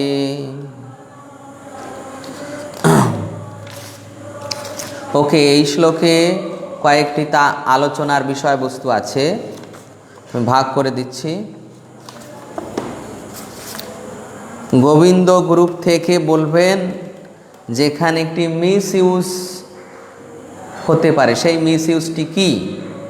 গোবিন্দ গ্রুপ থেকে বলবেন যে এখানে একটি মিস ইউজ হতে পারে, সেই মিস ইউজটি কী? এবং গোপীনাথ গ্রুপ থেকে বলবেন যে এই শ্লোকে অর্জুন কেন ভগবানকে পুরুষোত্তম বলে সম্বোধন করেছেন।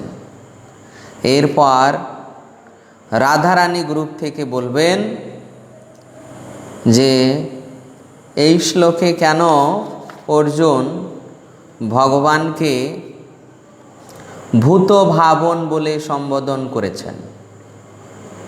তারপর মদনমোহন গ্রুপ থেকে বলবেন যে এই শ্লোকে কেন অর্জুন ভগবানকে ভূতেশ বলে সম্বোধন করেছেন। তারপর মাধব গ্রুপ থেকে বলবেন যে এই শ্লোকে কেন অর্জুন ভগবানকে দেবদেব বলে সম্বোধন করেছেন। তারপর নিত্যানন্দ গ্রুপ থেকে বলবেন যে এই শ্লোকে কেন অর্জুন ভগবানকে জগৎপতে বলে সম্বোধন করেছেন।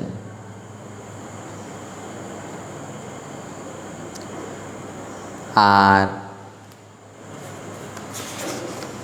এরপর কোন গ্রুপ পর্যন্ত হলো? নিত্যানন্দ। ওকে ওকে, এরপর গৌরাঙ্গ গ্রুপে বলবেন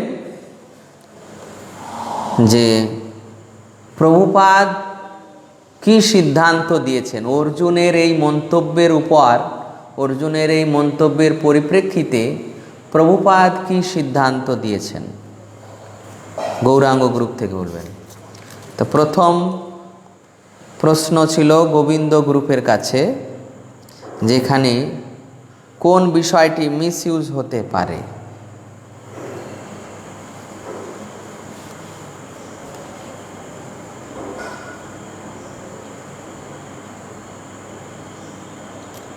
বলছি বাবু, নাস্তিকের কাছ থেকে কখনোই ভগবত গীতা শোনা উচিত।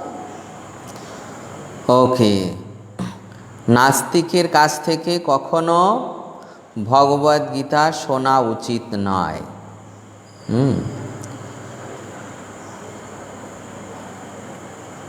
অর্থাৎ যারা মনোধর্ম প্রসূত জল্পনা কল্পনা করে, নাস্তিক আসুরিক ভাবাপন্ন, সেই সমস্ত ব্যক্তিদের কাছ থেকে কখনো ভগবদ গীতা শোনা উচিত নয়। সাধারণ মানুষ এই ভুলটি করে, সাধারণ মানুষ এই ভুলটি করে, কেননা আজকাল বহু এই রকম নাস্তিক পেশাদারী আসুরিক ভাবাপন্ন মানুষ তারা ভগবদ্গীতা পাঠ করছে, ভগবদ্গীতার ভাষ্য দিচ্ছে। এই রকম বাজারে বহু রাইটার রয়েছে যারা নাস্তিক, যারা আসুরিক ভাবাপন্ন, তারা ব্যবসা করার জন্য এইভাবে গীতাকে ব্যবহার করছে। তো এই জন্য এই নাস্তিকদের কাছ থেকে বা এইরকম যারা আসুরিক ভাবাপন্ন ভগবদ্গীতা রাইটার, তাদের ভগবদ্গীতা কখনোই শ্রবণ করা উচিত না। এটা যারা গুরু পরম্পরায় আছেন তারা তো জানবেন এবং তারা এই বিষয়টি প্রচার করবেন, জনসাধারণের মাঝে এই বিষয়টি প্রচার করবেন যে কখনো নাস্তিক পেশাদারী আসুরিক ভাবাপন্ন মানুষদের ভগবদ্গীতা পাঠ বা তাদের ভাষ্য দেওয়া যে ভগবদ্গীতা তা কখনো শ্রবণ করা যাবে না। ওকে, এরপর গোপীনাথ গ্রুপের কাছে প্রশ্ন ছিল যে কেন এখানে অর্জুন শ্রীকৃষ্ণকে পুরুষোত্তম বলে বর্ণনা করেছেন। আচ্ছা বলুন, মদন মোহন প্রভু। হরে কৃষ্ণ। তো এখানে শুধু পুরুষোত্তমই বলবেন। হ্যাঁ, তো পরম তত্ত্বের তিনটি রূপে উপলব্ধি করা হয়, একটা নির্বিশেষ ব্রহ্ম, একটা পরমাত্মা এবং একটা হচ্ছে পরম পুরুষোত্তম ভগবান রূপে। তো নির্বিশেষবাদীরা কখনো কখনো শ্রীকৃষ্ণকে ভগবান বলে স্বীকার করলেও বহু পুরুষ রয়েছে যে শ্রীকৃষ্ণকে পুরুষোত্তম বা পরম পুরুষ বলে বুঝতে পারে না। তাই অর্জুন এখানে ভগবানকে পুরুষোত্তম বলে সম্বোধন করেছেন। ওকে, অর্থাৎ বহু মুক্ত পুরুষ আছে যারা শ্রীকৃষ্ণকে পুরুষোত্তম বলে বুঝতে পারে না, জানতে পারে না যে শ্রীকৃষ্ণ পুরুষোত্তম। মুক্ত পুরুষেরাও বুঝতে পারছে না। হ্যাঁ, মুক্ত পুরুষেরাও বুঝতে পারছে না যে কৃষ্ণ পুরুষোত্তম। তাই এই প্রকার মুক্ত পুরুষদের তাদেরকে বোঝানোর জন্য, তাদের প্রমাণ দেওয়ার জন্য অর্জুন তিনি শ্রীকৃষ্ণকে পুরুষোত্তম বলে সম্বোধন করেছেন। এরপর রাধারানী গ্রুপ থেকে প্রশ্ন ছিল যেখানে কেন শ্রীকৃষ্ণকে ভূত ভাবন বলা হয়েছে।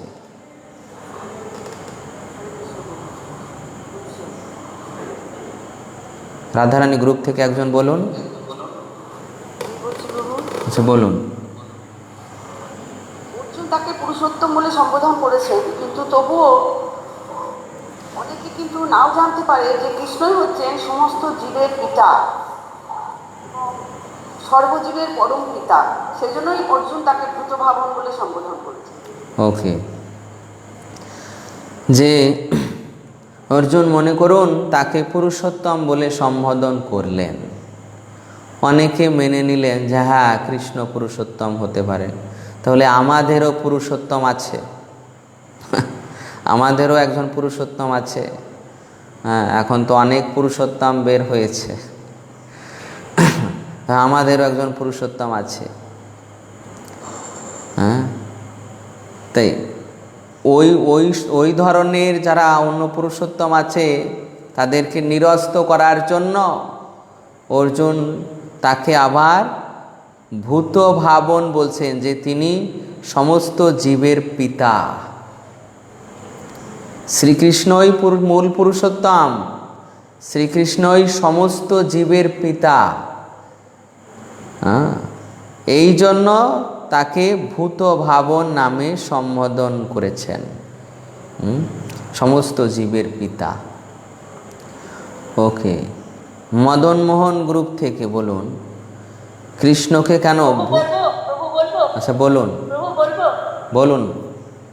সর্বজীবে পরম পিতা বলে জানলেও অনেকে তাকে পরম নিয়ন্তা রূপে নাও জানতে পারে, তাই এখানে তাকে ভূতের অর্থাৎ সর্বভূতের পরম নিয়ন্তা বলে সম্বোধন করা হয়েছে। সর্বভূতের পরম নিয়ন্তা, পরম নিয়ন্তা মানে কি? সর্বভূতের পরম নিয়ন্তা মানে কি? সর্বভূতের ঈশ্বর বলুন। সর্বভূতের ঈশ্বর মানে কৃষ্ণ হচ্ছেন সবকিছু প্রভু। নিয়ন্তা মানে নিয়ন্ত্রণ করে। হ্যাঁ, নিয়ন্ত্রা মানে যিনি নিয়ন্ত্রণ করেন, নিয়ন্ত্রণকারী। নিয়ন্তা মানে নিয়ন্ত্রণকারী। তো এই যে ভূতেশ, ভূত প্লাস ঈশো, ভূত প্লাস ঈশো। ভূত মানে সমস্ত প্রাণী বা সমস্ত জীব, দেবদেবী আদি, এবং ঈশো, ঈশো মানে নিয়ন্ত্রক। তাহলে দেখা যাচ্ছে যে ব্রহ্মাও একজন নিয়ন্ত্রক, তারপর শিবও একজন নিয়ন্ত্রক, ইন্দ্র চন্দ্র দেবতারাও একজন নিয়ন্ত্রক। কিন্তু এই যে ব্রহ্মা বা শিব, তাদেরও নিয়ন্ত্রক হচ্ছেন কৃষ্ণ। হ্যাঁ, এই জন্য তিনি হচ্ছেন পরম নিয়ন্ত্রক, পরমেশ্বর। শিবকে ঈশ্বর বলা হয়েছে, ব্রহ্মাকে ঈশ্বর বলা হয়েছে, কিন্তু এনারা কেউ পরমেশ্বর নন। কৃষ্ণ হচ্ছেন পরমেশ্বর, তিনি হচ্ছেন পরম নিয়ন্ত্রক। তাই এই শ্লোকে তাকে ভূতেশ অর্থাৎ সর্বভূতের পরম নিয়ন্তা বলে সম্বোধন করা হয়েছে। এরপর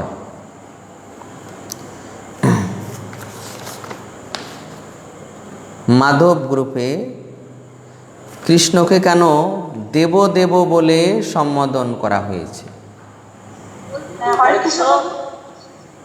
আচ্ছা, শম্পা মাতাজি বলুন। কৃষ্ণকে সর্বভূতের পরম নিয়ন্তা বলে জানলেও তাকে সমস্ত দেবদেবীর উৎস বলে অনেকে জানতে পারে না। তাই তাকে এখানে দেবদেব অর্থাৎ সমস্ত দেবতাদের আরাধ্য বলে সম্বোধন করা হয়।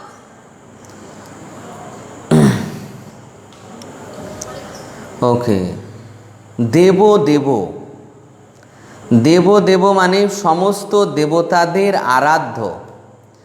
যে কৃষ্ণকে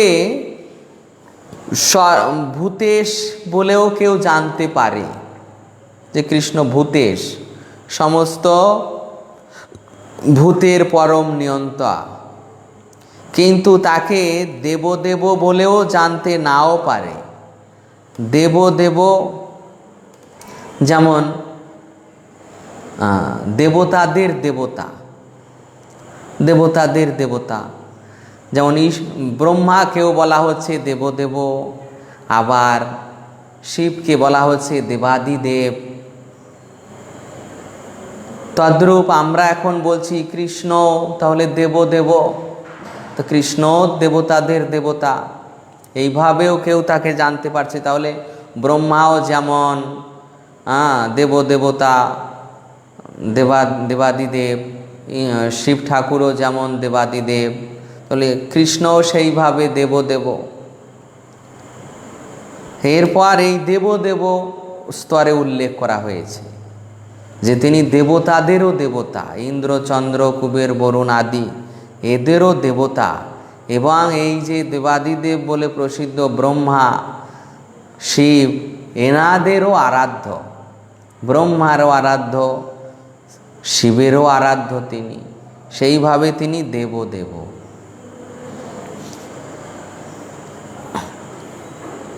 এরপর নিত্যানন্দ গ্রুপের কাছে প্রশ্ন ছিল জগৎ পথে। আচ্ছা আচ্ছা, অনু মাতাজি বলুন, অনু মাতাজি বলতে পারবে? प्रत्येक वस्तु के परम स्वामी। আচ্ছা, মায়া মাতাজি বলুন। হরে কৃষ্ণ প্রভু, এখানে পরমেশ্বর ভগবানকে মানে বলেছেন জগৎ বলে সম্বোধন, কারণ সমস্ত দেবতারা জানে শ্রীকৃষ্ণকে আরাধ্য, কিন্তু তিনি যদি জগতের মধ্যে নাও জানতে পারে সেখানে প্রথম অর্জন হচ্ছে। ওকে, যে কৃষ্ণকে কেউ দেবদেব রূপে জানতে পারে, দেবদেব, তিনি দেবতাদের দেবতা হতে পারে, কিন্তু কেউ সমস্ত জগতের প্রতি, যে শ্রীকৃষ্ণ সমস্ত জগতের প্রতি, শ্রীকৃষ্ণ সমস্ত ব্রহ্মাণ্ডের প্রতি শ্রীকৃষ্ণ, এও বলে কেউ জানতে নাও পারে। তাই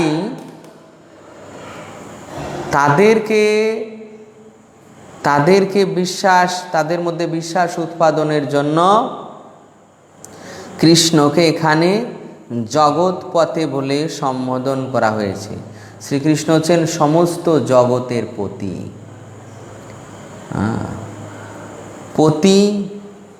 পতি শব্দের অর্থ কি?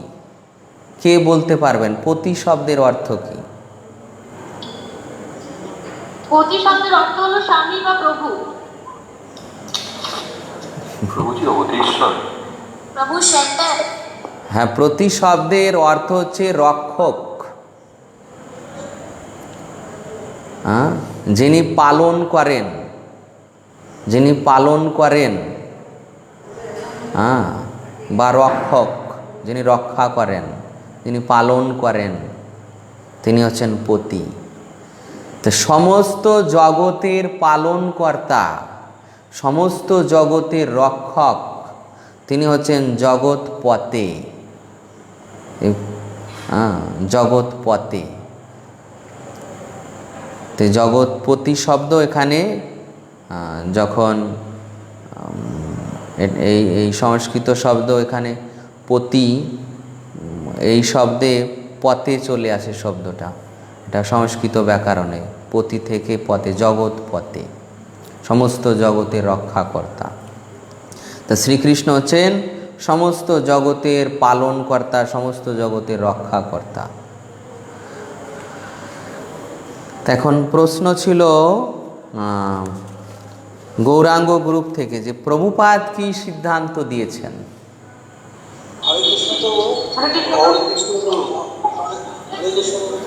আচ্ছা, শুভ্রা মাতাজি বলুন। প্রভু এখানে বলেছেন যে অর্জুনের পদাঙ্ক অনুসরণ করে ভগবত ভক্তি সাধন করার জন্য। ওকে,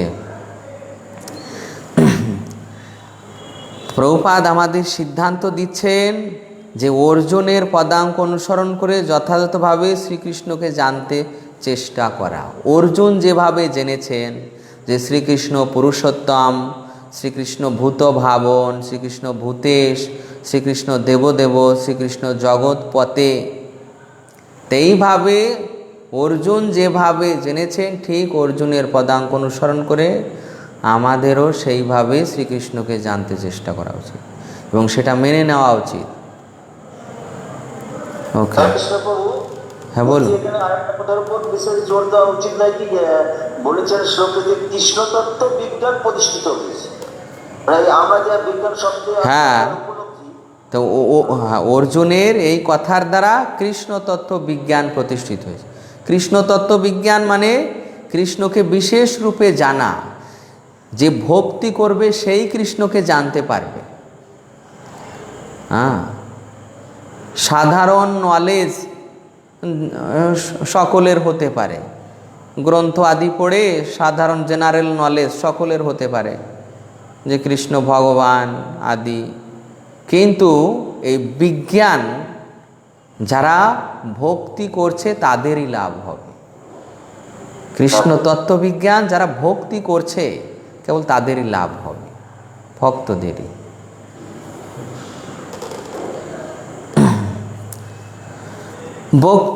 বক্তুর্মর্হস্য শেষেণ দিব্যাহ্যাত্মবিভূতয় জাবির্বিভূতিভির্লোকা নিয়মাংস্তম ব্যাপ্যতিষ্ঠসি। অনুবাদ পড়ুন গোপীনাথ গ্রুপ থেকে। তুমি যে সমস্ত বিভূতির দ্বারা এই লোকসমূহে পরিব্যাপ্ত হয়ে আছো, সেই সমস্ত তোমার দিব্য বিভূতি সকল তুমি কেবল বিস্তারিতভাবে বর্ণনা করতে সমর্থ। তাই প্রশ্ন হচ্ছে গোপীনাথ গ্রুপের কাছে যে অর্জুনের এই কথা বলার উদ্দেশ্য কি? অর্জুনের এই যে, আচ্ছা বলুন বলুন বলুন এই কথা বলার উদ্দেশ্য কি? অর্জুনের এখানে বলার উদ্দেশ্য, প্রভু নির্বিশেষবাদীরা প্রধানত পরম তত্ত্বের সর্বব্যাপ্ত রূপের প্রতি আগ্রহী। নির্বিশেষবাদীরা ভগবান শ্রীকৃষ্ণ যে পরমেশ্বর সে কথা তারা উপলব্ধি করতে পারে না, তাই তারা সর্বব্যাপ্ত সর্বরূপের প্রতি, অর্থাৎ যে বিরাট রূপ বা বিশ্বের রূপ সেটার প্রতি তারা বেশি আকৃষ্ট। তাই অর্জুন শ্রীকৃষ্ণকে জিজ্ঞাসা করছেন তার বিবিধ শক্তির মাধ্যমে তার সর্বব্যাপ্ত রূপে তিনি কিভাবে বিরাজ করেন। অর্থাৎ এখানে অর্জুন প্রতিষ্ঠিত করতে চাইছেন যে ভগবানের এই বিশ্বরূপের মাধ্যমে সমগ্র জগৎবাসী ভগবানকে বুঝতে পারবেন যে ভগবান সর্বব্যাপ্ত এবং সমস্ত বিরাট রূপ সমস্ত কিছুর মধ্যেই ভগবান, সেটা প্রতিপন্ন করার জন্য ভগবানের কাছে রিকোয়েস্ট করেছেন অর্জুন। হরে কৃষ্ণ। ওকে, সমস্ত লোকের মানে সন্দেহ দূর করার জন্য। ওকে ওকে এটাই যে অর্জুন তো জানেন, অর্জুন মানেন কৃষ্ণকে, কিন্তু সাধারণ ব্যক্তি, তাদের মনে তো সন্দেহ হবে যে কৃষ্ণ কি আসলে তিনি ভগবান? কৃষ্ণ কি আসলে ভগবান? তিনি সর্বব্যাপ্ত রূপে আছেন? যেই যে সন্দেহ, এই সন্দেহ দূর করার জন্য অর্জুন চাইছেন যে হে কৃষ্ণ, তুমি তোমার বিভূতির কথা বর্ণন করো, তুমি তোমার বিভূতির কথা বর্ণন করো, তুমি বিস্তারিতভাবে বর্ণন করতে সমর্থ, অতএব তুমি বর্ণন করো, তাহলে সাধারণ মানুষের সন্দেহ দূর হবে। এটাই উদ্দেশ্য। লাস্টের 3 লাইনে লিখছেন যে তাই অর্জুন শ্রীকৃষ্ণকে জিজ্ঞাসা করছেন যে তার বিবিধ শক্তির মাধ্যমে তার সর্বব্যাপ্ত রূপে তিনি কিভাবে বিরাজ করেন। এখানে আমাদের বোঝা উচিত যে অর্জুন কৃষ্ণকে এই প্রশ্নগুলি করেছেন সাধারণ মানুষের হয়ে, তাদের সন্দেহ দূর করার জন্য। কথম বিদ্যামহম যোগীম তাম সদা পরিচিন্তয়ন কেষু কেষু চ ভাবেষু চিন্তসি ভগবন্ময়া। অনুবাদ পড়ুন রাধারানী গ্রুপ থেকে।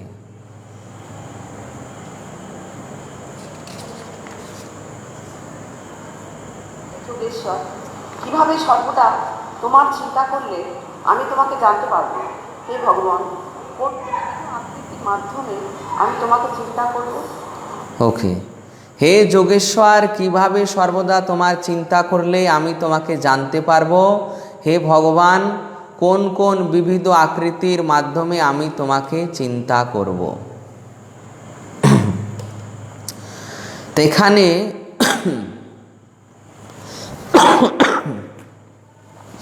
অর্জুন শ্রীকৃষ্ণের কাছে জিজ্ঞাসা করছেন যে হে যোগেশ্বর, যোগেশ্বর মানে শ্রীকৃষ্ণকে যোগেশ্বর এখানে বর্ণন করা হয়েছে এই জন্য তিনি যে সমস্ত যোগ শক্তির ঈশ্বর, কেননা যোগমায়া তারই শক্তি, তার ইচ্ছায় যোগমায়া চালিত হয়, তার ইচ্ছায় যোগমায়া পরিচালিত হয়, তাই তিনি যোগেশ্বর। হে যোগেশ্বর, কিভাবে সর্বদা তোমার চিন্তা করলে আমি তোমাকে জানতে পারবো? হে ভগবান, কোন কোন বিবিধ আকৃতির মাধ্যমে আমি তোমাকে চিন্তা করব? এই জগতে কোন কোন বিবিধ আকৃতি, বৃক্ষ, পশু, পাখি, জল, নদী, পাহাড়, পর্বত, যে কোন কোন আকৃতির মধ্যে তুমি তোমার বিভূতি রূপে বিরাজমান, সেই বিভূতির কথা অর্জুন এখন শুনতে চাইছেন। যে মনে করুন একটা পর্বত দেখব, তো কোন পর্বতটা দেখলে, কোন পর্বতে কোন পর্বতটা তোমার বিভূতি, কোন বৃক্ষটি তোমার বিভূতি, মানে কোন পাখিটাকে দেখলে আমার মনে হবে যে কৃষ্ণের বিভূতি, কোন পশুকে দেখলে আমার মনে হবে যে কৃষ্ণের বিভূতি, অর্থাৎ কোন বস্তুকে দেখলে আমার মনে হবে যে কৃষ্ণের বিভূতি। তো এইভাবে অর্জুন ভগবানকে বলছেন যে তুমি তোমার বিভূতির কথা বর্ণন করো।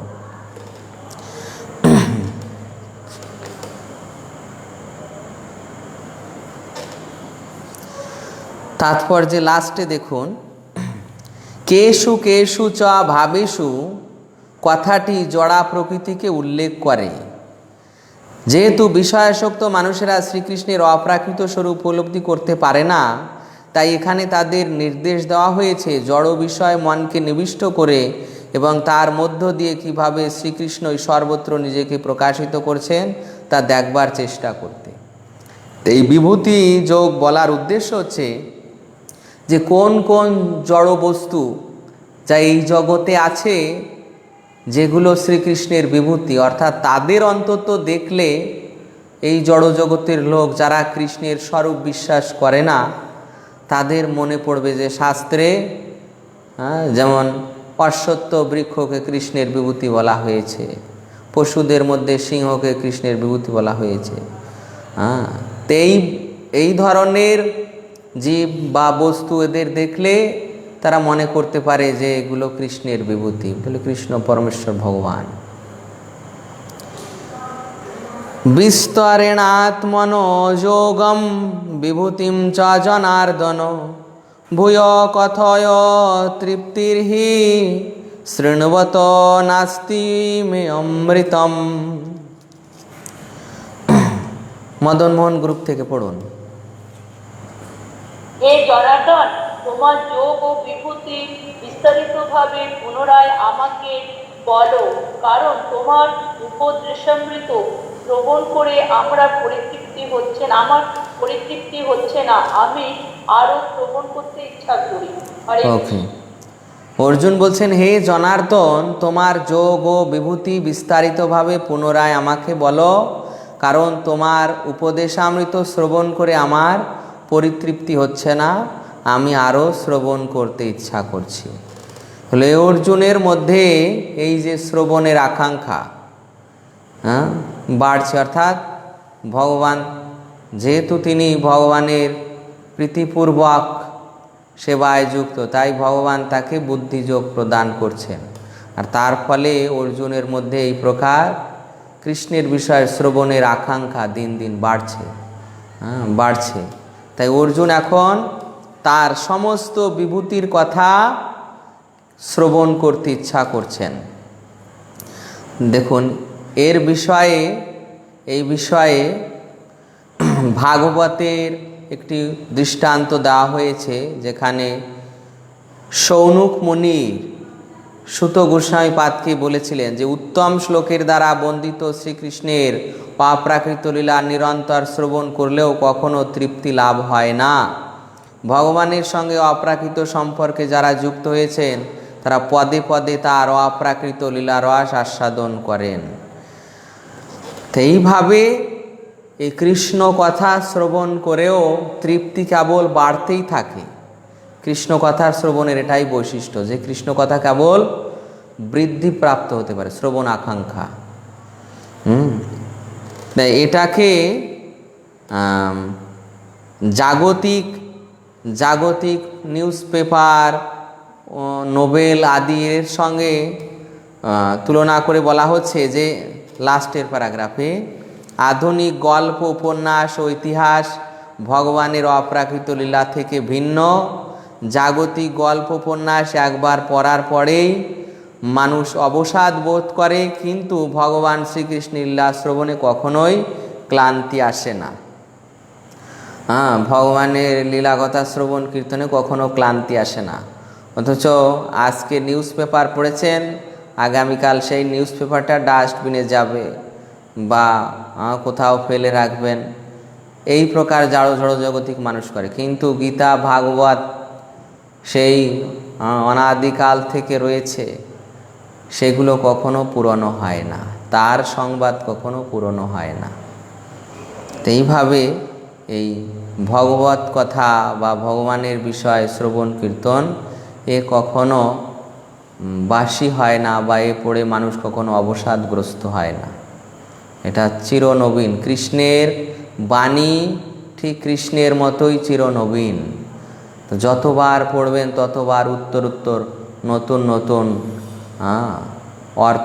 নতুন অর্থ আপনি লাভ করবেন।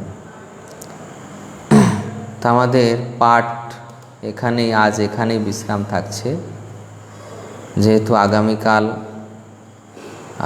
শুধু বেশি শ্লোক রয়েছে, শ্লোক সংখ্যা বেশি, কিন্তু সেখানে কোনো বিশ্লেষণ নেই। এই জন্য আমরা এখানেই বিশ্রাম রাখছি আজ। হরে কৃষ্ণ।